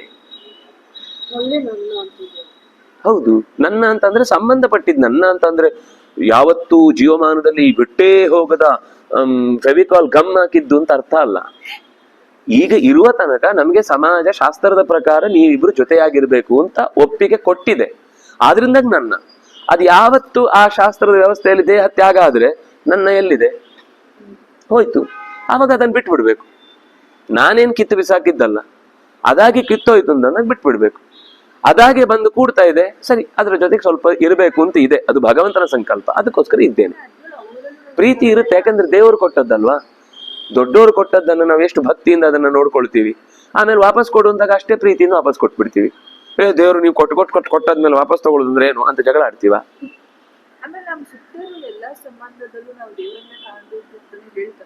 ಸಂಬಂಧದಲ್ಲಿ ದೇವ್ರು ಕಾಣುದಲ್ಲ, ಸಂಬಂಧದ ನಿರ್ವಾಹಕ ದೇವರು ಅಂತ. ಅಂದ್ರೆ ಈಗ ನಾನು ತಾಯಿಯ ಪ್ರೀತಿಯನ್ನು ಕೊಡುವುದು ತಾಯಿಯಲ್ಲಿರುವ ದೇವರು. ತಾಯಿ ಒಂದು ನಮಗೆ ಮೀಡಿಯಂ, ತಂದೆ ಅನ್ನೋದು ಮೀಡಿಯಂ. ಉಪದ್ರ ಕೊಡುದಿದ್ರು ತಾಯಿಯ ಮೂಲಕವೋ ತಂದೆಯ ಮೂಲಕವೋ ಅಣ್ಣನ ಮೂಲಕವೋ ಹೆಂಡತಿಯ ಮೂಲಕವೋ ಗಂಡನ ಮೂಲಕವೋ ಭಗವಂತನದ್ದೇ ಅಲ್ಲೂ ಕಾರ್ಯಭಾರ. ಆದ್ರೆ ಅವನ್ ಕೊಡುದು ಅಂತ ಅಲ್ಲ ಅದರ ಅರ್ಥ. ನಮ್ಮ ಕರ್ಮ ಅದರ ಮೂಲಕ ಕೊಡುವಂತೆ ಮಾಡುತ್ತಷ್ಟೇ. ಬಾಕಿ ಇರುತ್ತೆ ಅನುಭವಿಸ್ಬೇಕಾದದ್ದು, ಅವನ ಮೂಲಕ ಭಗವಂತ ಕೊಡ್ತಾನೆ. ಅಂದ್ರೆ ಅದರ ಅಧಿಕಾರ ಅವನತ್ತು. ಅವನು ಇಷ್ಟ ಬಂದಾಗೆ ಇವನೊಂಚೂರು ಕಷ್ಟಪಡ್ಲಿ ಕಷ್ಟಪಡ ಅಂತ ಮಾಡಲ್ಲ. ಇವನಿಗೇನೋ ಕಷ್ಟಪಡುವ ಅನಿವಾರ್ಯತೆಯ ಕರ್ಮದ ಬಂಧನ ಇದೆ, ಅದನ್ನು ಅನುಭವಿಸ್ಬೇಕು. ಅದು ಮುಗಿದ ಮೇಲೆ 1 ಸೆಕೆಂಡ್ ಉಳಿಸಲ್ಲ. ಕೇಳಕ್ ಚೆನ್ನಾಗಿರುದಲ್ಲ, ಇರುದು ಹಾಗಾಗಿ ಆಗತ್ತೆ. ದುಃಖ ನೋಡಿ ಆ ಕ್ಷಣಕ್ಕಾಗೂ ತಪ್ಪು ಅಂತ ಹೇಳಲೇ ಇಲ್ಲ ನೀವು ಮನುಷ್ಯರು. ಆ ಕ್ಷಣಕ್ಕಾಗಲ್ಲ, ಅವ್ರು ಮಿಸ್ ಆಗಿ ನೆಕ್ಸ್ಟ್ ಕ್ಷಣಗಳು ಕಳೆಯುದಿಲ್ಲ, ದಿನಗಳು ಕಳೆಯುದಿಲ್ಲ, ಅದು ತುಂಬಾ ಬೇಜಾರಾಗುತ್ತೆ. ಅದು ಸರಿ, ಒಪ್ಕೊಳ್ತೇನೆ. ಯಾಕೆ ಹಾಗೆ ಅಂದ್ರೆ ನಾವು ಅವ್ರ ಮೇಲೆ ಏನ್ ಪ್ರೀತಿಯಿಂದ ಅಳ್ತಾ ಇರುದಲ್ಲ, ಅವರಿಂದ ಆಗ್ಬೇಕಾದ ಕೆಲಸಗಳಾಗ್ತಿಲ್ಲ. ಅವ್ರಿದ್ದಾಗ ಸೀದಾ ಹೋಗಿ ಬ್ಯಾಂಕ್ ಅಲ್ಲಿ ಎಲ್ಲ ಇದು ಎಷ್ಟು ದುಡ್ಡು ಬಂತು ಎಷ್ಟು ಹೋಯ್ತು ಅಂತ ಅವರೇ ಹಾಕ್ತಿದ್ರು. ಸೀದಾ ಅವರೇ ಹೋಗಿ ಲೈಟ್ ಬಿಲ್ ಕಟ್ ಬರ್ತಿದ್ರು, ಸೀದಾ ಅವರೇ ಹೋಗಿ ಕೇಬಲ್ ಬಿಲ್ ಕಟ್ ಬರ್ತಿದ್ರು. ಈಗ ಕಟ್ಲಿಕ್ಕೆ ಅವ್ರಿಲ್ಲ, ಅದಕ್ಕೆ ಅಳುದಷ್ಟೇ. ಅಥವಾ ಇನ್ನೊಂಚೂರು ಒಳ್ಳೆ ತರದಿಂದ ಯೋಚನೆ ಮಾಡುದಾದ್ರೆ ಅವರು ಜೊತೆಗೆ ಇದ್ದು ಯಾವಾಗ್ಲೂ ಕೂಡ ಒಂದಿಷ್ಟು ಗೈಡೆನ್ಸ್ ಕೊಡ್ತಿದ್ರು, ಒಳ್ಳೆ ಮಾರ್ಗ ಹೇಳ್ತಿದ್ರು. ನಂಗೆ ಕನ್ಫ್ಯೂಸ್ ಆದಾಗ ಅವರಿಂದ ಒಂದು ಹೆಲ್ಪ್ ಆಗ್ತಿತ್ತು ಅನ್ನೋದು ಕೆಲವೊಂದ್ ಸರ್ತಿ ಪಾಸಿಟಿವ್ ಆಗಿಯೂ ಕೂಡ ಇರುತ್ತೆ. ಆದ್ರೆ 99 ಭಾಗ ಪಾಸಿಟಿವ್ಗಿಂತ ಹೆಚ್ಚು ನಮ್ಮ ಸ್ವಾರ್ಥದ ವ್ಯವಸ್ಥೆಯನ್ನ ಕಳ್ಕೊಂಡೆವು ಅನ್ನುವ ಕಾರಣಕ್ಕೋಸ್ಕರನೇ ನಮ್ಗೆ ದುಃಖ ಆಗುದು. ಅವ್ರು ಇದ್ದಿದ್ರೆ ನಮ್ಗೆ ಅಡಿಗೆ ಮಾಡಿ ಹಾಕ್ತಿದ್ರು, ಅವ್ರು ಇದ್ದಿದ್ರೆ ನಮ್ಗೆ ತರಕಾರಿ ತಂದು ಕೊಡ್ತಿದ್ರು, ಅವ್ರು ಇದ್ದಿದ್ರೆ ಅಂಗಡಿಯಲ್ಲಿ ದುಡ್ದು ಚೆನ್ನಾಗಿ ಹೆಚ್ಚಿನ ಗಳಿಕೆ ತಂದು ಕೊಡ್ತಿದ್ರು. ನಾನು ಅದನ್ನೇ ಹೇಳಿದ, ಅದು ಇದೆ, ಇಲ್ಲ ಅಂತಾನೆ ಹೇಳ್ತಿಲ್ಲ, ನಾನು ಇಲ್ಲ ಅಂತ ಹೇಳ್ತಿಲ್ಲ. ಆದ್ರೆ ಅದರ ಪರ್ಸೆಂಟೇಜ್ ಬಹಳ ಕಮ್ಮಿ ಅಂತ ಹೇಳಿದ್ ನಾನು. ಒಬ್ಬ ವ್ಯಕ್ತಿಯಲ್ಲಿ ಅದು ಇರುತ್ತೆ, ನೀವು ಹೇಳಿದ ಅಂಶ ನಾನು ಅದಕ್ಕೆ ಹೇಳಿದ್ದು. ಒಳ್ಳೆಯ ಸಲಹೆ ಕೊಡ್ತಾ ಇದ್ರು, ನಿಸ್ಪೃಹವಾಗಿ ನಮ್ಮ ಹತ್ರ ಏನು ಪ್ರತಿ ಅಪೇಕ್ಷೆ ಇಲ್ಲದೆ ಸಹಾಯ ಮಾಡುವಂತ ಕೆಲವು ಗುಣ ಇರುತ್ತೆ ಕೆಲವರಲ್ಲಿ. ಅದರಿಂದ ನಾವು ಅದು ಅವರಿಂದ ಬಂದಾಗ ನಮ್ಗೊಂದು ಧೈರ್ಯ ಇರ್ತಿತ್ತು. ಇವ್ರು ಹೇಳಿದ್ರೆ ಕರೆಕ್ಟ್ ಮಾಡುದು, ಬೇರೆ ಯಾರು ಹೇಳಿದ್ರು ಅಷ್ಟು ಧೈರ್ಯ ಬರ್ತಿರ್ಲಿಲ್ಲ. ಈಗ ಅವ್ರು ಇಲ್ಲದೆ ಹೋದಾಗ ನಾವು ಆ ದುಃಖವನ್ನು ಅನುಭವಿಸಿದ್ದೇವೆ. ಏನ್ ಕೆಲವೊಂದ್ ಸರ್ತಿ ಸಮಸ್ಯೆ ಬಂದಾಗ್ಲೂ ಸ್ವಾಮಿಗಳಿಲ್ಲ, ಅವರಿದ್ದಿದ್ರೆ ಇದರ ಪರಿಸ್ಥಿತಿ ಬೇರೆ ತರ ಇರ್ತಿತ್ತು. ಏನೋ ಶಾಸ್ತ್ರದ ಡೌಟ್ ಬಂದಾಗ ಗೋವಿಂದಾಚಾರ್ಯರಿದ್ದಿದ್ರೆ ಈ ಸಮಸ್ಯೆಗೆ ಹೀಗೆ ಪರಿಹಾರ ಹೇಳ್ತಿದ್ರು, ಇದು ಪರಿಹಾರ ಸಮಸ್ಯೆ ಅಲ್ಲ ಅಂತ ಅನಾಯಾಸವಾಗಿ ಅವರು ಅದನ್ನು ಎತ್ತಿ ಹೇಳ್ತಿದ್ರು. ಈಗ ಯಾರ ಹತ್ರ ಕೇಳಿದ್ರು ಸಮಾಧಾನ ಉತ್ತರ ಸಿಗಲ್ಲ, ಸಿಟ್ಟು ಮಾಡ್ಕೋತಾರೆ. ಒಂದ ಇನ್ನೇನು ಯಾವಾಗ್ಲೂ ಏನೋ ಒಂದು ಪ್ರಶ್ನೆ ಇಟ್ಕೊಂಡ್ ಬರ್ತಾನೆ ಅಂತ ಮೊದ್ಲೇ ಹೊರಗಿಟ್ಟು ನೋಡ್ತಾರೆ. ಅಥವಾ ಇವನೇನೋ ಭಾರಿ ಪ್ರಶ್ನೆ ಕೇಳೋರು ಅಂತ ಅವನಿಗೊಂದು ಧಿಮಾಕು, ಒಬ್ಬೊಬ್ರು ಒಂದೊಂಥರ ಮಾಡ್ತಾರೆ. ಆದ್ರೆ ನಮ್ಗೆ ಮನಸ್ಸಿಗೆ ಸಮಾಧಾನ ಆಗುವಂತಹ ವ್ಯಕ್ತಿಯ ಒಂದು ಆಬ್ಸೆನ್ಸ್ ಇದೆಯಲ್ಲ, ಅದು ಶಾಸ್ತ್ರೀಯ ದಾರಿಯಲ್ಲಾಗುವಾಗ ಸ್ವಾರ್ಥವೇ ಆದ್ರೂ ಕೂಡ ಅದು ಭಗವತ್ಪರವಾದ ಚಿಂತನೆ ಆದ್ರಿಂದ ಅಲ್ಲಿ ಒಂದು ತಾತ್ವಿಕವಾದ. ಆದ್ರೆ ಯಾರು ನಿಜವಾಗಿಯೂ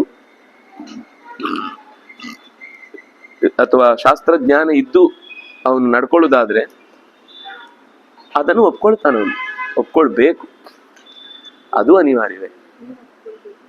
ಆ ಗುರುಗಳು ಈಗ ಇಲ್ಲದೆ ಇರುವ ಸಂದರ್ಭದಲ್ಲೂ ನಾವು ಲೀಡ್ ಮಾಡಬೇಕು ಲೈಫ್ ಅನ್ನ.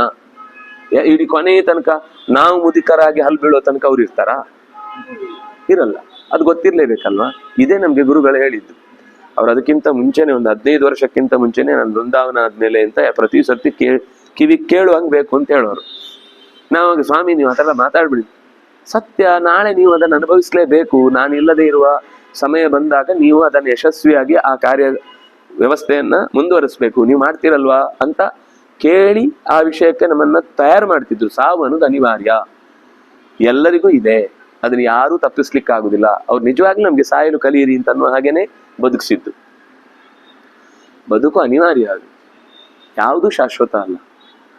ರೋಗ ಬರುತ್ತೆ, ಆರೋಗ್ಯ ಕೆಡುತ್ತೆ, ದೈಹಿಕವಾದ ಊನಗಳು ಉಂಟಾಗ್ತವೆ, ಸಂಬಂಧಗಳು ಕೆಡ್ತವೆ, ಹೊಸ ಸಂಬಂಧಗಳು ಬಂದು ಅದಕ್ಕಿಂತ ಹೆಚ್ಚು ಘಾಸಿ ಉಂಟು ಮಾಡ್ತವೆ. ಮೊದಲು ಕೊಟ್ಟ ಸುಖಕ್ಕಿಂತ ಹೆಚ್ಚು. ಚಿತ್ರಕೇತುವಿಗೆ ಏನಾಯ್ತು? ಆ ಮಗು ಬಂದ 6 ತಿಂಗಳು ಭಾರಿ ಹೆಮ್ಮೆ ಪಟ್ರು, ಊರೂರೆಲ್ಲ ಹಬ್ಬ ಮಾಡಿದ್ರು.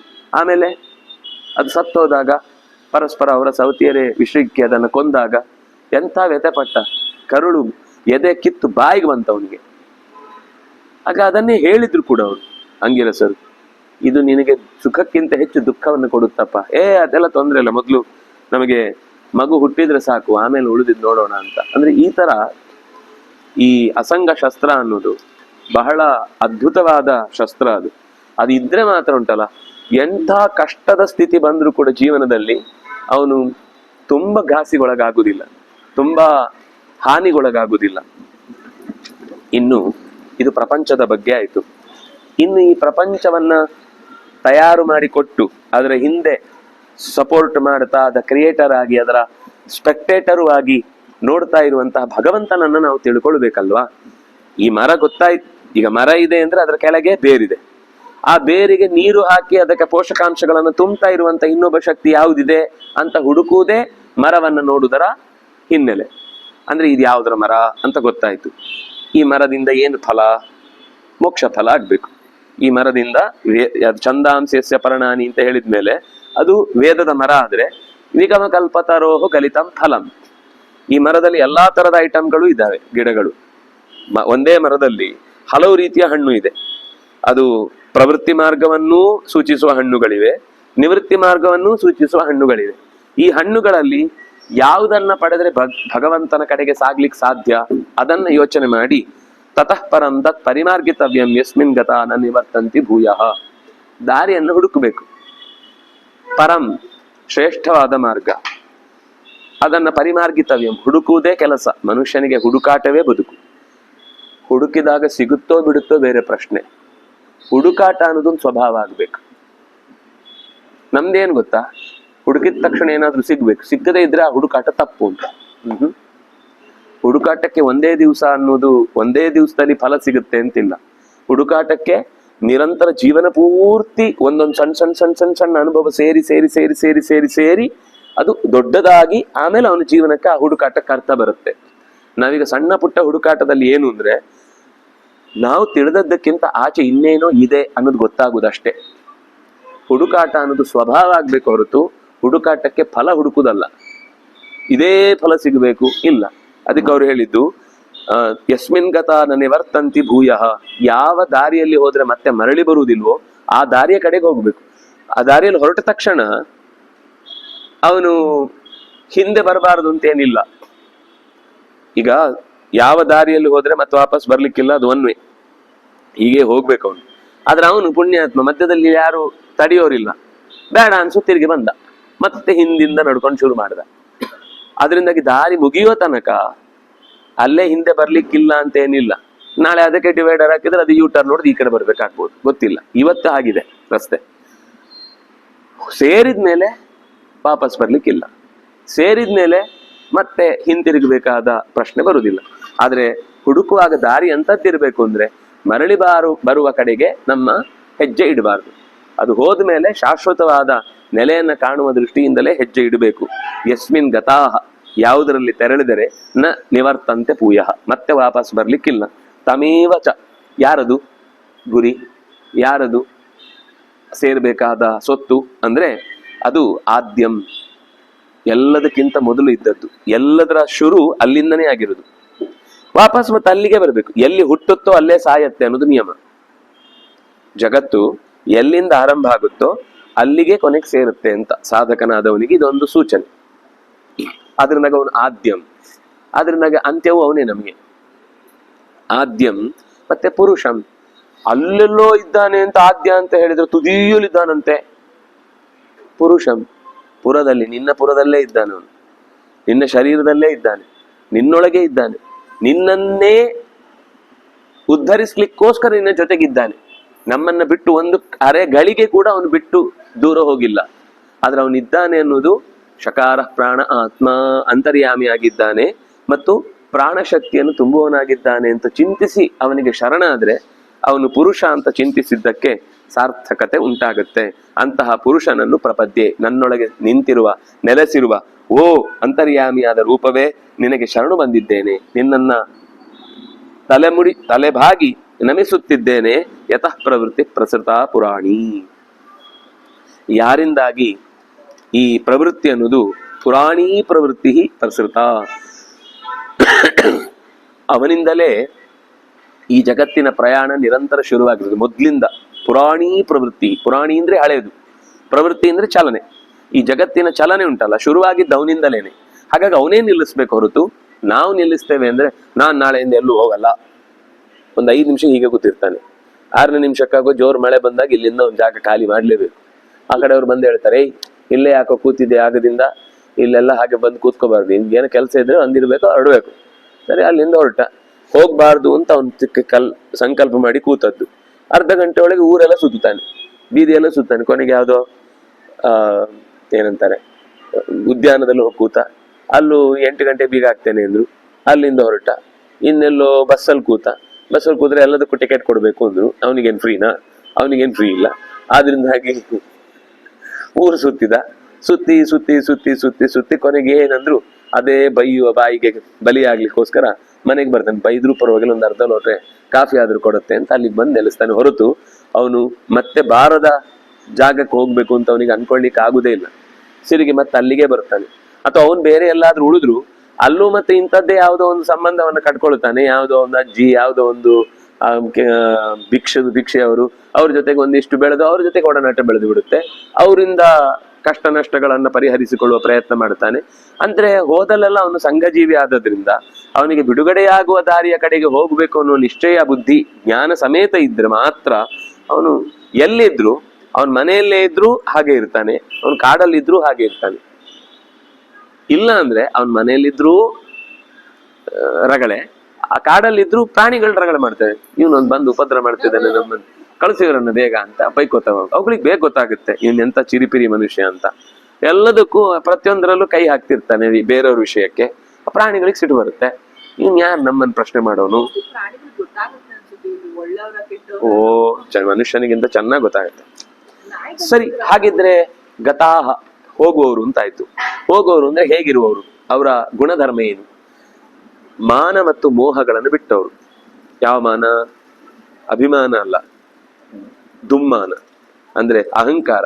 ಇಲ್ಲಿ ಮಾನ ಅಂದ್ರೆ ಮಾನಿ, ನಾನು ನಾನು ನಾನು ನಾನು ಅಂತಿರ್ತಾನಲ್ಲ ಅದು. ಮೋಹ ನಂದು ನಂದು ನಂದು ನಂದು ನಂದು. ಅನಂತರ ಒಂದು ನಾಯಿ ಇತ್ತು, ಅದ್ರ ಹೆಸರು ನಂದು. ಇದ್ರ ಹೆಸರೇನು ಹೇಳಿದೆ? ನಂದು. ಅದೇ ನಿಂದೆ ಕೇಳಿದ್ದು, ಅದ್ರ ಹೆಸರೇನು? ನಂದು. ನಿನ್ನದೇ ಇಟ್ಕೋಪ್ಪ, ಅದ್ರ ಹೆಸರೇನು? ಅದ್ರ ಹೆಸರೇ ನಂದು. ಓ, ಹಾಗೆ ಇದು ನಮ್ಮ ಮೋಹ ಅಂದ್ರೆ ಒಂಥರ ಹಾಗೆ, ಅದು ನಂದು ಅಂತ. ಏನ್ ಕೇಳಿದ್ರು ನಂದು ಅಂತ, ಯಾವ ಪದಾರ್ಥ ಕೇಳಿದ್ರು ನಂದು ಅಂತ. ಈ ತರ ಯಾರು ನಾನು ನನ್ನದು ಅನ್ನುವ ಮಾನ ಮತ್ತು ಮೋಹಗಳಿಂದ ಮುಕ್ತರಾಗಿರ್ತಾನೋ ಅಂಥವನು ಮಾತ್ರ ಗತಾಹ ಹೋದವರು ಪುನಃ ಮರಳಿ ಬಾರದ ಕಡೆಯ ದಿಕ್ಕನ್ನ ಅವರು ಆಶ್ರಯಿಸಿದ್ದಾರೆ ಅಂತ ಗೊತ್ತಾಗುತ್ತೆ. ಎರಡನೇದು ಜಿತಸಂಗ ದೋಷಾಹ. ಸಂಘದಿಂದ ಅನೇಕ ತರದ ಕೆಟ್ಟ ಸಹವಾಸದಿಂದ ಅನೇಕ ಪ್ರಭಾವಗಳು ನಮ್ಮ ಮೇಲೆ ಬೀರ್ತವೆ. ಯಾರ ಜೊತೆಗಿದ್ರೂ ಕೂಡ ಯಾವ ಪ್ರಭಾವವನ್ನು ತನ್ನ ಮೇಲೆ ಎಳೆದುಕೊಳ್ಳದೆ ತನ್ನ ಪ್ರಭಾವದಿಂದ ಅವ್ರಿಗೆ ಒಳ್ಳೆಯದನ್ನ ಯಾರು ಬೀರ್ಲಿಕ್ಕೆ ಸಾಧ್ಯವೋ ಅಂಥವನು ಗಟ್ಟಿಯಾಗ್ತಾನೆ. ಈ ನಮ್ಮಲ್ಲಿ ಏನು ಅಂದ್ರೆ ಅಂಥವ್ರ ಪ್ರಭಾವಕ್ಕೆ ಒಳಗಾಗಬಾರ್ದು ಅಂತ ನಾವು ಹೊರಗಿರ್ತೇವೆ, ತುಂಬಾ ದೂರದಲ್ಲಿ ಇರ್ತೇವೆ, ಕಷ್ಟಪಟ್ಟಿರ್ತೇವೆ. ಅಕಸ್ಮಾತ್ ಯಾವತ್ತೋ ಒಂದ್ ದಿವಸ ಆಯ್ತು ಅಂದ್ರೆ ಅವತ್ತು ಆ 10 ದಿವಸ ತಡೆದಿದ್ದೆಲ್ಲ ಅಲ್ಲೇ ಕೃಷ್ಣಾರ್ಪಣೆ ಆಗ್ಬಿಡುತ್ತೆ. ಯಾಕೆಂದ್ರೆ ಅದು ಜ್ಞಾನ ಇಲ್ಲದೆ ಹೊರಗಿದ್ದದ್ದು. ಜ್ಞಾನ ಸಹಿತವಾಗಿ ಇದ್ರೆ ಅಲ್ಲೇ ಇದ್ರು ಕೂಡ ನಾವು ಅವರಿಂದ ಬಾಧಿತರಾಗದೆ ಬದುಕುವಂತ ಆಗ್ಬೇಕು. ಯಾಕೆ ಗೊತ್ತಾ, ಇದು ಒಂದು ದಿವಸದ ಪ್ರಯಾಣ ಅಲ್ಲ, ಇದು ಜನ್ಮ ಜನ್ಮಾಂತರದ ಪ್ರಯಾಣ. ದೃಢವಾದ ನಿಲುವು ಇಲ್ಲದೆ ಹೋದ್ರೆ, ಒಳಗಿನಿಂದ ಜ್ಞಾನ ಇಲ್ಲದೆ ಹೋದ್ರೆ, ಇವತ್ತೇನೋ ಹೇಗೋ ಗೆದ್ದ, ನಾಳೆ ಮತ್ತೊಂದು ಜನ್ಮದಲ್ಲಿ ಮತ್ತೊಂದು ಸಂಬಂಧಕ್ಕೆ ಸಿಕ್ಕಿ ಒಳಗಿನಿಂದಲೇ ಮತ್ತೆ ಒಳಗೆ ಆ ಪಾಕ ಅನ್ನೋದು ಅವನನ್ನ ಹೊಸ ಸಂಬಂಧದ ಜೊತೆಗೆ ಗಟ್ಟಿ ಮಾಡಿ ಅಂಟಿಸ್ಬಿಡುತ್ತೆ. ಅದರಿಂದಾಗಿ ಒಳಗಿನಿಂದ ಜ್ಞಾನ ಇದ್ರೆ ನನ್ಗೆ ಜೊತೆಗೆ ಸಂಬಂಧ ಇರುವುದು ತಲೆತಲಾಂತರದಿಂದ ಜನ್ಮಾಂತರದ ಮುಂದೆ ಎಷ್ಟು ತಲೆಮಾರಾದ್ರೂ ಕೂಡ ಅವನ ಜೊತೆಗೆ ಮಾತ್ರ. ಕಸ್ಮಿನ್ ಜನ್ಮನ್ಯಮಿ ಬ್ರಹ್ಮನ್ ಮಾತರೋಪಿತರ ಸ್ಮೃತಾಹ. ಯಾವ ಜನ್ಮದ ಅಪ್ಪ ಅಮ್ಮಂದರ ಬಗ್ಗೆ ಮಾತಾಡ್ತಾ ಇದ್ದೀರಿ ಅಂತ ನಾರದರು ಆ ಜೀವವನ್ನು ಕರೆದು ಚಿತ್ರಕೇತುವನ ಹತ್ರ ನೋಡು, ನಿನ್ನ ಮಗುವನ್ನ ತಂದಿರಿಸಿದ್ದೇನೆ, ಮಾತಾಡು ಅಂದಾಗ ಆ ಮಗು ಹೇಳಿದ ಮಾತು ಯಾವ ಅಪ್ಪ ಅಮ್ಮನ ಬಗ್ಗೆ ಹೇಳ್ತಾ ಇದ್ದೀರಿ. ಈ ಇಷ್ಟು ಕ್ಲಾರಿಟಿ ಒಳಗಿನಿಂದ ಜೀವಕ್ಕೆ ದೃಢ ಆದಾಗ ಮಾತ್ರ ಎಷ್ಟು ಸಂಬಂಧಗಳ ನಡುವೆ ಇದ್ರೂ ಕೂಡ ಅದೆಲ್ಲ ಪ್ರೀತಿ ತೋರಿಸುತ್ತೆ, ಎಲ್ಲರ ಜೊತೆಗೂ ಒಲುಮೆಯಿಂದ ಬದುಕುತ್ತೆ. ಆದ್ರೆ ಯಾವತ್ತೂ ಕೂಡ ತಾನದನ್ನು ಅಂಟಿಸಿಕೊಳ್ಳುವುದಿಲ್ಲ. ಹೇಗೆ ಪ್ರೀತಿ ಇಲ್ಲದೆ ನಾನು ನನ್ನದು ಅನ್ನುವ ಬಲೆ ಇಲ್ಲದೆ ಕರ್ತವ್ಯ ನಿರ್ವಹಣೆ ಮಾಡುವುದು ಹೇಗೆ ಅಂತ ಕೇಳಿದ್ರಿ. ಲಾಕ್ ಆಗಬೇಕು, ಬಾಗಿಲು ತೆಗಿಲಿಕ್ಕೆ ಬರಬಾರ್ದು. ನೀವು ಲಾಕ್ ತರ ಹಾಕಿದ್ರೆ ತೆಗಿಲಿಕ್ಕೆ ಬರಲ್ಲ. ನೀವು ಗೋಡೆಯಲ್ಲಿ ಪೇಪರ್ ಅಂಟಿಸಿದಾಗೆ ಅಂಟಿಸಿ ತೆಗೆದ್ರೆ ಪೇಪರ್ ಹರಿದೋಗುತ್ತೆ. ಲಾಕ್ ಅಂದ್ರೆ ಏನ್ ಹೇಳಿ, ಅದು ಈ ಕಡೆ ಸರಿಬೇಕು. ಸರಿಯುವುದು ಅಂದ್ರೆ ತಳ್ಳುವಾಗ ನಿಮ್ಗೆ ಬಾಗಿಲಿಡಿ ಅದರಿಂದ ಸ್ಟ್ರಕ್ ಆಗುತ್ತೆ. ತೆಗೆದ್ರೆ ಚೂರು ಗೀರಾಗುದಿಲ್ಲ. ನಿಮ್ಗೆ ಅಷ್ಟೇ ಸಲೀಸಾಗದನ್ನ ಹಿಂದೆ ತೆಗಿಲಿಕ್ಕೆ ಕೆಲವೊಂದ್ಸರ್ತಿ ತೆಗಿಲಿಕ್ಕೆ ಬರುದಿಲ್ಲ. ಹಾಕ್ಲಿಕ್ಕಾಯ್ತು, ತೆಗಿಲಿಕ್ಕೆ ಬರ್ಲಿಲ್ಲ. ನಮ್ದು ಪ್ರಾಬ್ಲಮ್ ಅದು, ನಮ್ದು ಅಂತ ಬೀಗ ಹಾಕ್ಬಿಡ್ತೇವೆ, ಆಮೇಲೆ ತೆಗಿಲಿಕ್ಕೆ ಬರಲ್ಲ. ಅಟ್ಯಾಚ್ ಇರ್ತಾರೆ, ಆದ್ರೆ ಅಟ್ಯಾಚು ಅನ್ನೋದು ಅವ್ರಿಗೆ ಬೇಕು ಅಂದಾಗ ಅದು ಬಿಡಿಸ್ಕೊಳ್ಬೇಕು ಅಂತ ಗೊತ್ತಾ ಅಲ್ಲ, ಬೇಕೇ ಆಗಿರಲ್ಲ ಅಂತಿಲ್ಲ. ಯಾಕಂದ್ರೆ ಜವಾಬ್ದಾರಿ ಆಗಿರುತ್ತೆ. ಪ್ರತಿಯೊಬ್ಬರನ್ನು ಸುತ್ತಲಿದ್ದವರಲ್ಲಿ ಏನೇ ಕಷ್ಟ ಆದಾಗ್ಲೂ ಸ್ಪಂದಿಸ್ಬೇಕಾದದ್ದು ಮನುಷ್ಯನ ಗುಣ. ಅವನು ನನಗೆ ಬೇಕಾಗಿಲ್ಲ ಅಂತ ಒಬ್ಬ ಬಿದ್ದು ಒದಾಡ್ತಾ ಇದ್ರು ಕೂಡ ನನಗೇನ್ ಸಂಬಂಧ ಇಲ್ಲ, ನಾನು ದೇವ್ರ ಹತ್ರ ಹೋಗೋನು ಅಂತಂದ್ರೆ ಮೊದ್ಲು ಅವನನ್ನು ಅವನಿಗಿಂತ ಕೆಳಗಿದ್ರಲ್ಲಿ ಬೀಳಿಸ್ತಾನೆ ಹೊಂಡದಲ್ಲಿ. ನೀನು ನೆಕ್ಸ್ಟ್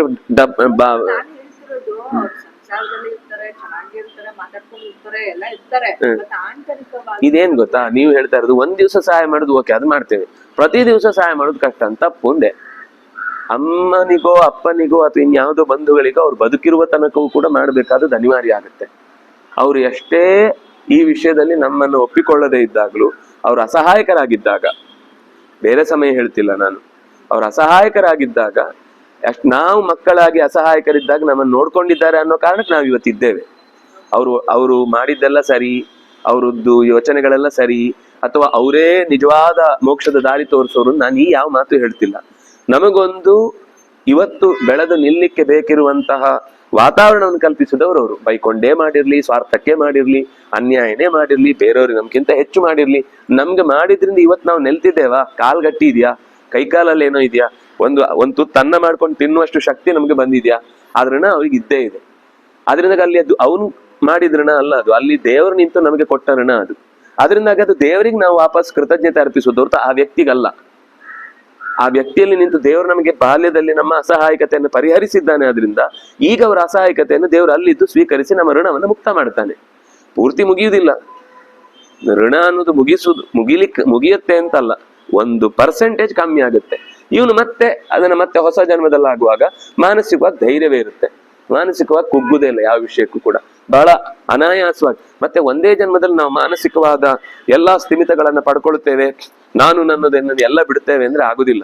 10 ಜನ್ಮಗಳ ಪ್ರಯಾಣದಲ್ಲಿ ಅದು ಚೂರ್ಚೂರೇ ಸಿದ್ಧಿ ಆಗ್ಬೇಕು. ಈಗ ನೋಡಿ, ಕೆಲವರಿಗೆ ದುಡ್ಡಿನಲ್ಲಿ ಯಾವ ಆಸಕ್ತಿ ಇರುವುದಿಲ್ಲ, ಆದ್ರೆ ಸಂಬಂಧಗಳು ಭಾರಿ ಇರ್ತವೆ. ಅಂದ್ರೆ ಒಂದು ಕಡೆ ಬೇರೆ ಕಟ್ಟಾಗಿರುತ್ತೆ, ಆದ್ರೆ ಇನ್ಯಾವುದೋ ಒಂದೂರಲ್ಲಿ ಇರುತ್ತೆ. ಇನ್ನು ಕೆಲವರಿಗೆ ಹೆಸರು, ನೀವು ಅವ್ರಿಗೆ ದುಡ್ಡೇ ಕೊಡೋದು ಬೇಡ, ಆದ್ರೆ ಬೋರ್ಡಲ್ಲಿ ಹೆಸರು ಹಾಕ್ಬೇಕು. ಅವ್ರು ಇನ್ನೇನು ಕೇಳಲ್ಲ, ನೀವು ನನ್ನ ಹೆಸರು ಹಾಕಿಲ್ಲ ಅಂದ್ರೆ ಮಾತ್ರ ನಿಮ್ಮನ್ನ ಬೆಂಬಿಡದ ಬೇತಾಳಂತರ ನೀವು ಏನೇ ಮಾಡಿದ್ರು ಒಂದು ಹೊಸ ಪ್ರಿಂಟ್ ತೆಗೆದಾದ್ರೂ ಅದನ್ನ ಹಾಕಿದ್ಮೇಲೆ ನಾನು ನೆಕ್ಸ್ಟ್ ಸರ್ತಿ ನಿಮ್ಮ ವ್ಯವಸ್ಥೆಗೆ ಇನ್ನಷ್ಟು ಹೆಚ್ಚು ಕೊಡ್ತೇನೆ ಅಂತ ಅಂತಾರೆ. ಅಂದ್ರೆ ಇದೆಲ್ಲ ಒಂದು ಕಡೆಯಿಂದ ತಪ್ಪಿಸಿಕೊಂಡ್ರು, ಇನ್ನೊಂದು ಕಡೆಯಿಂದ ಕೆಲವರು ಮನುಷ್ಯರಿಂದ ಮನುಷ್ಯರಿಂದ ಡಿಟ್ಯಾಚಡ್ ಆಗಿರ್ತಾರೆ. ಅದ್ರ ಪ್ರಾಣಿಗಳು ಅಂದ್ರೆ ಹಚ್ಕೊಂಡ್ಬಿಡ್ತಾರೆ ಅವ್ರು. ಪ್ರಾಣಿ ಸತ್ತಾಗ ಮನುಷ್ಯರಿಗಿಂತ ಹೆಚ್ಚು ಶ್ರಾದ್ದ ಹಾಕ್ತಾರೆ. ಅಪ್ಪ ಅಮ್ಮನಿಗೆ ಹಾಕಿರಲ್ಲ, ನಾಯಿಗೆ ಹಾಕಿ 13 ದಿವಸದ ಕಾರ್ಯಕ್ರಮ ಮಾಡಿ ತಲೆ ಬೋಳಿಸ್ಕೊಂಡವರು ಇದ್ದಾರೆ. ಅದರಿಂದ ಎಲ್ಲೋ ಅದಕ್ಕೆ ಜಿಂಕೆ ಕತೆ ಹೇಳಿದ್ದಲ್ವಾ, ಅವನು ಮನುಷ್ಯರಿಂದ ಡಿಟ್ಯಾಚಡ್ ಆಗಿ ಬಂದ್ರೂ ಕೂಡ ಭರತ ನಮ್ದೇ ಕಥೆ ಅದು. ನಾವೇ ಅಂತ ಸಂಬಂಧಗಳಲ್ಲಿ ಬಹಳ ಬೇಗ ಜಾರುವಂತದ್ದು. ಯಾಕೆಂದ್ರೆ ಮನುಷ್ಯನಿಗೆ ಆತುಕೊಂಡು ಬದುಕುವುದು ಅಭ್ಯಾಸ. ಪ್ರಾಣಿ ಅಲ್ಲದೆ ಇದ್ರೆ ಮನುಷ್ಯ ಅಲ್ಲದಿದ್ರೆ ಕೆಲವರಿಗೆ ಇನ್ಯಾವುದಾದ್ರೂ ಒಂದು ಹವ್ಯಾಸ. ಆ ಹವ್ಯಾಸದಲ್ಲೂ ಕೂಡ ಅವರು ತಮ್ಮನ್ನು ಕಾಣುವ ಪ್ರಯತ್ನ ಮಾಡ್ತಿರ್ತಾರೆ. ತಮ್ಗೇನೋ ಒಂದು ಕಳೆದು ಹೋದದನ್ನ ಅಲ್ಲಿ ಹುಡುಕ್ತಾ ಇರ್ತಾರೆ. ಅದು ಸಿಕ್ಕಿತು ಅಂತ ಅಂದಾಗ ತೃಪ್ತಿ ಇರುತ್ತೆ, ಸಿಗದೇ ಇದ್ದಾಗ ಇನ್ನೊಂದ್ ಕಡೆ ಹಾರ್ತಾರೆ, ಮತ್ತೊಂದ್ ಕಡೆ ಹಾರ್ತಾರೆ. ಒಟ್ಟು ನನಗೆ ಆತ್ಮಕ್ಕೆ ನೆಮ್ಮದಿ ಬೇಕು. ದುಡ್ಡು ಬೇಡ ಅವ್ರಿಗೆ ನೀವು ಏನು ದುಡ್ಡು ಕೊಟ್ರು ತಗೊಳ್ಳಲ್ಲ. ಅವ್ರು ಏನ್ ಶ್ರೀಮಂತರಲ್ಲ, ಅಥವಾ ಯಾರೋ ಅವರನ್ನ ಸಾಕ್ಲಿಕ್ಕೆ ನೋಡ್ಕೊಳ್ಳಿಕ್ಕೆ ಬೆನ್ನ ಹಿಂದೆ ಒಬ್ರು ಇದ್ದಾರೆ, ಅದು ಇಲ್ಲ. ಆದ್ರೂ ಅವರ ಕೆಲಸ ಆತ್ಮತೃಪ್ತಿಗೆ ಸಹಾಯಕವಾದದ್ದು ಬೇಕು ಅಂತ. ಇಂತಹ ಆತ್ಮಗಳಿಗೂ ಏನಾದ್ರೂ ಒಂದು needs ಇದೆ. ಇರುತ್ತೆ. ಯಾವ್ದು ಇವಾಗ ಸಾಧ್ಯ ಇಲ್ಲ, ಅದು ಇಲ್ಲ, ಸಾಧ್ಯ ಇಲ್ಲ, ಗೊತ್ತು. ಅದು ಯಾವ್ದೋ ಒಂದಾಗಿರ್ಬೇಕು. ಯಾವ್ದು ಅಂದ್ರೆ ದೇವರಾಗಿರ್ಬೇಕು. ಆ ಯಾವ್ದನ್ನ ಬಿಟ್ಟಿರ್ಲಿಕ್ಕೆ ಆಗುದಿಲ್ಲ ಅಂತಿತ್ತೋ ಅದು ನಿಜವಾಗಿ ಒದಗಿಸಿದವನು ಯಾರು? ಹಾಗಿದ್ರೆ ಅವನನ್ನ ಆತುಕೊಂಡ್ರೆ ಉಳಿದದ್ದೆಲ್ಲ ತಾನಾಗ್ ಸಿದ್ಧಿ ಆಗುತ್ತೆ. ಇಲ್ದೆ ಹೋದ್ರೆ ಅಂತಲ್ಲ, ದೇವರ ಮೂಲಕವೇ ಅದು ಬರುವುದ್ರಿಂದ ಅವನು ಅದ್ರಲ್ಲಿ ಅಟ್ಯಾಚ್ಡ್ ಆಗುದಿಲ್ಲ.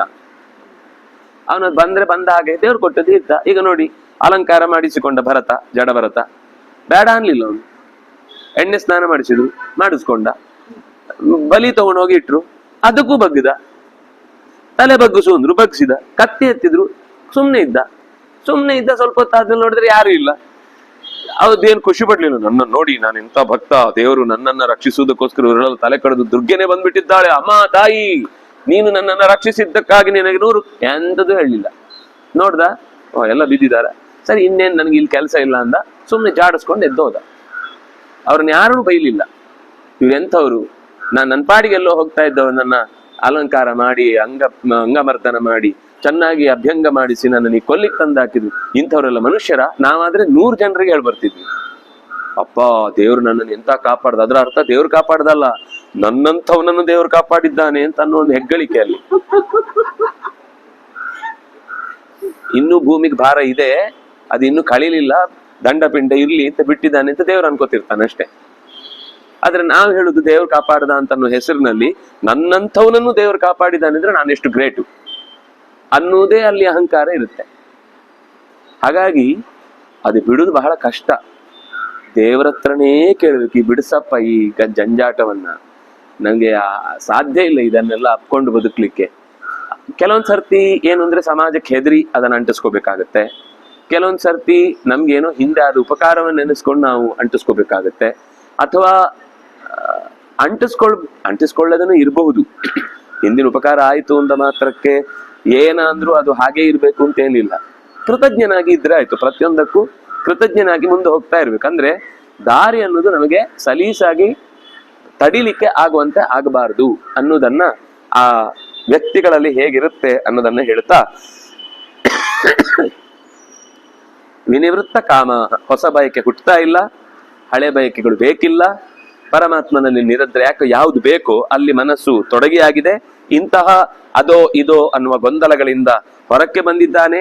ಅಪಮಾನವಾದ್ರೂ ಒಂದೇ ತರ ಇರ್ತಾನೆ, ಸಮ್ಮಾನ ಆದ್ರೂ ಖುಷಿ ಪಡ್ತಿರ್ತಾನೆ, ಕೀರ್ತಿ ಬಂದ್ರೂ ಕೂಡ ಆನಂದವಾಗಿರ್ತಾನೆ, ಅಪಕೀರ್ತಿ ಬಂದಾಗ್ಲೂ ಪಾಪ ಹೋಯ್ತು ಅಂತ ಅನ್ಕೋತಾನೆ, ಚಪ್ಪಲು ಕಳೆದು ಹೋಯ್ತು ಅಂತಂದ್ರೆ ಬೇಸರ ಪಡಲ್ಲ, ಯಾರೋ ನನಗಿಂತ ಹೆಚ್ಚಿನವ್ರಿಗೆ ಅಗತ್ಯ ಇದೆ ಎಂದು ಸುಮ್ಮನಾಗ್ತಾನೆ.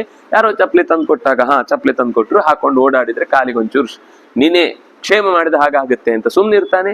ಹೊರತು ಯಾವುದಕ್ಕೂ ಅವನದ್ದೇ ಆದ ಒಂದು ಹೊಸ ಪ್ರಕ್ರಿಯೆ ಅನ್ನೋದು ಇಲ್ಲದೆ ಅವನು ನಡೀತಾ ಹೋಗ್ತಾನೆ. ಇಂತಹ ಸುಖ ದುಃಖ ಸಂಜ್ಞೆಯಿಂದ ಕೂಡಿದ ದ್ವಂದ್ವಗಳಿಂದ ಮುಕ್ತನಾದವ ಅಮೂಢ ತತ್ಪದಂ, ಆ ಪರಮಾತ್ಮ ಎನ್ನುವ ಪದವನ್ನ ಸ್ಥಾನವನ್ನ ಹೊಂದುತ್ತಾನೆ. ಆ ಸ್ಥಾನ ಎಂತಹದ್ದು? ಅಲ್ಲಿ ಸೂರ್ಯಚಂದ್ರರು ಬೆಳಗುವುದಿಲ್ಲ. ಸೂರ್ಯಚಂದ್ರರ ಸಂಪರ್ಕ ಇಲ್ಲದೆ ಇರುವ ಬೆಳಕಿನ ಊರು. ಅಲ್ಲಿಗೆ ಎಲೆಕ್ಟ್ರಿಸಿಟಿ ಸರಬರಾಜು ಬೇಕಿಲ್ಲ, ಅಲ್ಲಿಗೆ ಅಣುಸ್ಥಾವರ ಬೇಕಿಲ್ಲ. ಅಲ್ಲಿ ಯಾವುದಾದ್ರೂ ಒಂದು ಯಂತ್ರವನ್ನ ನಿರಂತರ ತಿರುಗಿಸಿ ವಿದ್ಯುತ್ ಉತ್ಪಾದನೆ ಆಯಿತು, ಇವತ್ತು ಕೆಲಸದವರು ಬರಲಿಲ್ಲ, ಅದರಿಂದಾಗಿ ವಿದ್ಯುತ್ ಉತ್ಪಾದನೆ ಸ್ಥಗಿತಗೊಂಡಿದೆ, ಅದರಿಂದಾಗಿ ಮೋಕ್ಷದಲ್ಲಿ ಇವತ್ತು ಬೆಳಕಿಲ್ಲ ಅಂತ ಒಂದು ನೋಟ್ಸ್ ಕೊಟ್ಟು 4 ದಿವಸಗಳ ಕಾಲ ನೀವು ನಿಮ್ಮ ಬೆಳಕಿಗಾಗಿ ಬೇರೆ ಸಿದ್ಧತೆಗಳನ್ನು ಮಾಡಿಕೊಳ್ಳಿ ಅಂತ ಹೇಳುವ ಪ್ರಸಂಗ ಮೋಕ್ಷದಲ್ಲಿ ಬರಲ್ಲ. ಅದು ಕೇವಲ ಬೆಳಕಿಗಾಗಿ ಅಲ್ಲ, ಅನ್ನ ಆಗಲಿ ಭೋಗ, ಯಾವುದೇ ತರದ ಭೋಗ, ಯಾವುದೇ ತರದ ಸುಖಕ್ಕೆ ಅಲ್ಲಿ ಅಡಚಣೆ ಬರುವುದು ಅಂತಿಲ್ಲ. ಅಂತಹ ಧಾಮ ನನ್ನದು. ಅಂದ್ರೆ ಮಳೆ ಕೊಡ್ಲಿಕ್ಕೆ ಸೂರ್ಯ ಬೇಡ, ಔಷಧಿ ಗಿಡಗಳಲ್ಲಿ ಫಲವತ್ತತೆ ತುಂಬಲಿಕ್ಕೆ ಚಂದ್ರ ಬೇಡ, ನೆಲದಲ್ಲಿ ಬೇಯಿಸಿ ಚೆನ್ನಾಗಿ ಪಾಕ ಮಾಡ್ಲಿಕ್ಕೆ ಅಲ್ಲಿ ಅಗ್ನಿ ಬೇಡ. ಹೀಗೆ ಯಾವುದು ಅಗ್ನಿ, ಸೂರ್ಯ, ಚಂದ್ರ, ವಾಯು ಇಂಥ ಯಾವುದೇ ಬೆಳಕಿನ ಸೊತ್ತುಗಳಿಲ್ಲದೆಯೇ ಮನುಷ್ಯ ತಾನು ಅತ್ಯಂತ ಸುಖವಾಗಿ ಆ ಬಿಡುಗಡೆಯ ನಂತರದ ಊರಿನಲ್ಲಿ ಬೆಳಗ್ತಾ ಇರ್ತಾನೆ. ಇದು ನನ್ನ ವಿಶಿಷ್ಟವಾದ ಧಾಮ, ಇದು ನನ್ನ ರೂಪ, ಇದು ನನ್ನ ಧಾಮ. ನನ್ನದೇ ಭಿನ್ನವಾದ ಒಂದು ಅಂಶ ಜೀವಲೋಕದಲ್ಲಿ ಜೀವಗಳಾಗಿ ಅನಾದಿ ನಿತ್ಯವಾಗಿ. ಜೀವ ಸೃಷ್ಟಿಯಾದದ್ದಲ್ಲ, ಜೀವ ಇರುವುದಕ್ಕೆ ಶರೀರ ಬರುವ ಶರೀರ 3 ತರ. ಅಂದ್ರೆ ಒಂದು ಹೋಗುತ್ತೆ, ಬರಲ್ಲ. ಈ ಲಿಂಗದೇಹ ಅನ್ನೋದು ಬರುವುದಿಲ್ಲ, ಅದು ಇದ್ದದ್ದು, ಆದ್ರೆ ಹೋಗುತ್ತೆ. ಇನ್ನೆರಡು ಬರುತ್ತೆ ಮತ್ತೆ ಹೋಗುತ್ತೆ. ಯಾವುದು? ಅನಿರುದ್ಧ ಶರೀರ, ಸ್ಥೂಲ ಶರೀರ ಅಂತ ಅನ್ನೋದು ಬಂದು ಹೋಗುತ್ತೆ. ಅದರಿಂದಾಗಿ ಇಂತಹ ಶರೀರಗಳನ್ನು ಹೊಂದಿರುವ ಜೀವ ಅವನು ಅನಾದಿ ನಿತ್ಯ. ಅವನಿಗೆ ಮನಸ್ಸು ಸೇರಿದಂತೆ 5 ಇಂದ್ರಿಯಗಳು ಸೇರಿ ಪ್ರಕೃತಿಯಲ್ಲಿ ಇದ್ದಂತೆ ಅದನ್ನ ಒಂದು ಶರೀರದಿಂದ ಇನ್ನೊಂದು ಶರೀರಕ್ಕೆ ಭಗವಂತ ಗಾಳಿ ಹೇಗೆ ಪರಿಮಳವನ್ನು ಎಳ್ಕೊಂಡು ಹೋಗುತ್ತೋ ಹಾಗೆ ಈ ಜೀವದ ಇಂದ್ರಿಯಗಳನ್ನು ಎಳ್ಕೊಂಡು ಒಂದು ಶರೀರದಿಂದ ಮತ್ತೊಂದು ಶರೀರಕ್ಕೆ ಉತ್ಕ್ರಾಮತಿ ಈಶ್ವರ ಅನಾಯಾಸವಾಗಿ ಒಡೆತನದಿಂದ ಅದನ್ನು ಹಿಡ್ಕೊಂಡು ಹೋಗಿ ಇನ್ನೊಂದು ಶರೀರದೊಳಗೆ ತುಂಬಿಸ್ತಾನೆ. ಅಂದ್ರೆ ಪ್ರಾಣನು ಜೊತೆಗಿರ್ತಾನೆ ಅಂತ ಅರ್ಥ. ವಾಯುರ್ಗಂಧ ನಿವಾಶಯ ಅಂತಂದ್ರೆ ವಾಯು ಪ್ರಾಣನು ಕೂಡ ಪರಮಾತ್ಮನ ಜೊತೆಗಿದ್ದು ಆ ಜೀವನು ಒಂದು ಕಡೆಯಿಂದ ಇನ್ನೊಂದು ಕಡೆಗೆ ಕರ್ಕೊಂಡು ಹೋಗ್ತಾನೆ. ಶ್ರೋತ್ರಂ ಕಣ್ಣು, ಮೂಗು, ಕಿವಿ, ಬಾಯಿ ಮತ್ತು ಚರ್ಮ, ಈ 4 ಇಂದ್ರಿಯಗಳಲ್ಲಿಯೂ ಕೂಡ ಆಯಾ ಸುಖವನ್ನು ಅನುಭವಿಸು ದೇವರೇ. ನಮ್ಮ ಕಣ್ಣಿನಿಂದ ನಾವು ಸುಖ ಅನುಭವಿಸ್ತಾ ಇಲ್ಲ ನೋಡಿ, ಅದೆಷ್ಟು ಸ್ಪಷ್ಟ. ವಿಷಯಾನ್ ಉಪಸೇವತೆ. ನಮ್ಮ ಕಣ್ಣಿನಿಂದ ರೂಪ ಕಂಡದ್ದು ಅವನು, ನಾವು ಕಂಡದ್ದು ಅಂತ ನಮಗೆ ಅನ್ನಿಸ್ತದೆ ಅಷ್ಟೇ. ಪರಿಮಳ ತಗೊಂಡು ಉಸಿರಾಡ್ತಾ ಇರುವುದು ಅವನು, ಮುಟ್ಟಿ ಬಿಸಿಯೋ ತಣ್ಣಗೆಯೋ ಅಂತ ಗುರುತಿಸಿದ್ದು ಅವನು. ಯಾಕಂದ್ರೆ ಅವನೇ ದ್ರಷ್ಟ, ಶ್ರೋತ, ಮಂತ ಅಂತ ಈ ಎಲ್ಲ ಪದಗಳಿಂದ ಉಪನಿಷತ್ತು ಅವನ ಬಗ್ಗೆ ವಿಸ್ತಾರವಾಗಿ ಹೇಳುತ್ತೆ. ಅದರಿಂದಾಗಿ ಈ ಎಲ್ಲ ಇಂದ್ರಿಯಗಳ ಸುಖ ಭೋಗಗಳನ್ನು ಎಲ್ಲರಲ್ಲಿ ಇದ್ದು ಅನುಭವಿಸುವವನು, ಅಂದ್ರೆ ನಮಗೆ ಅನುಭವಿಸ್ಲಿಕ್ಕೆ ಶಕ್ತಿ ಕೊಡುವವನು ಅವನು. ಹೀಗೆ ಮೇಲ್ಮುಖವಾಗಿ ಜೀವ ಹೊರಟಾಗ ಸಾಧಕರು ಆ ಜೀವ ಪರಮಾತ್ಮನ ಜೊತೆಗೆ ಹೋಗ್ತಾ ಇರುವುದನ್ನು ನೋಡ್ತಾರೆ. ಆದ್ರೆ ಉಳಿದವರು ಈ ಶರೀರದಲ್ಲಿರುವ ನಿಜವಾದ ಅಂತರ್ಯಾಮಿಯಾದ ಭಗವಂತನ ಸಾರ ಏನು ಅನ್ನೋದನ್ನ ಅವರು ತಿಳಿಯುವುದಿಲ್ಲ. ಅವರು ಮೌಢ್ಯದಿಂದ ಕೂಡಿದವರಾದ್ರಿಂದಾಗಿ ಪರಮಾತ್ಮ ಈ ಶರೀರದಲ್ಲಿ ಮಾಡ್ತಾ ಇದ್ದಾನೆ, ನಿಜವಾಗಿ ಅವನು ಉಸಿರಾಡ್ತಾ ಇರೋದು ಅಂದ್ರೆ ಅವನಿಗೋಸ್ಕರ ಅಲ್ಲ, ನಮಗೋಸ್ಕರ. ಅವನು ನೋಡ್ತಾ ಇರೋದು, ಅವನು ಕೇಳ್ತಾ ಇರೋದು, ಅವನು ಮುಸ್ತಾ ಇರೋದು, ಅವನು ಈ ಶರೀರದಲ್ಲಿ ಎಲ್ಲಾ ಕೆಲಸ ಮಾಡ್ತಾ ಇರೋದು ಅಂತ ಸಾಧಕನಾದವನು ತಿಳ್ಕೊಳ್ತಾನೆ ಹೊರತು ಬುದ್ಧಿಹೀನನಾದವನು ಎಲ್ಲ ನಾನೇ ಮಾಡಿದ್ದು, ನನ್ನ ಕೈಯಿಂದಲೇ ಆದದ್ದು ಅಂತ ಭಾವಿಸ್ತಾ ಇರ್ತಾನೆ. ನಾನೇ ರಕ್ಷಿಸುವುದು, ನಾನೇ ಉಳಿಸುವುದು, ನಾನೇ ಬೆಳೆಸುವುದು, ನಾನೇ ಕೊಲ್ಲುವುದು, ನಾನೇ ಉಳಿಸುವುದು ಅಂತ ಹೀಗೆ ಹಂತಾಚೇನ್ ಮನ್ಯತೆ ಹತಂ ಉಭೌತವನ ವಿಜಾನೀತಃ ನಾಯಂ ಹಂತಿನ ಹನ್ಯತೆ ಅನ್ನೋದನ್ನ ತಿಳಿದು ಆತ ಮುಂದೆ ಸಾಕ್ತಾನೆ ಅನ್ನೋದನ್ನ ಹೇಳಿದ್ರು. ಸಾಕು. ಶ್ರೀ ಹರಿಪ್ರಿಯತಾ ಶ್ರೀ ಕೃಷ್ಣಾರ್ಪಣಮಸ್ತು.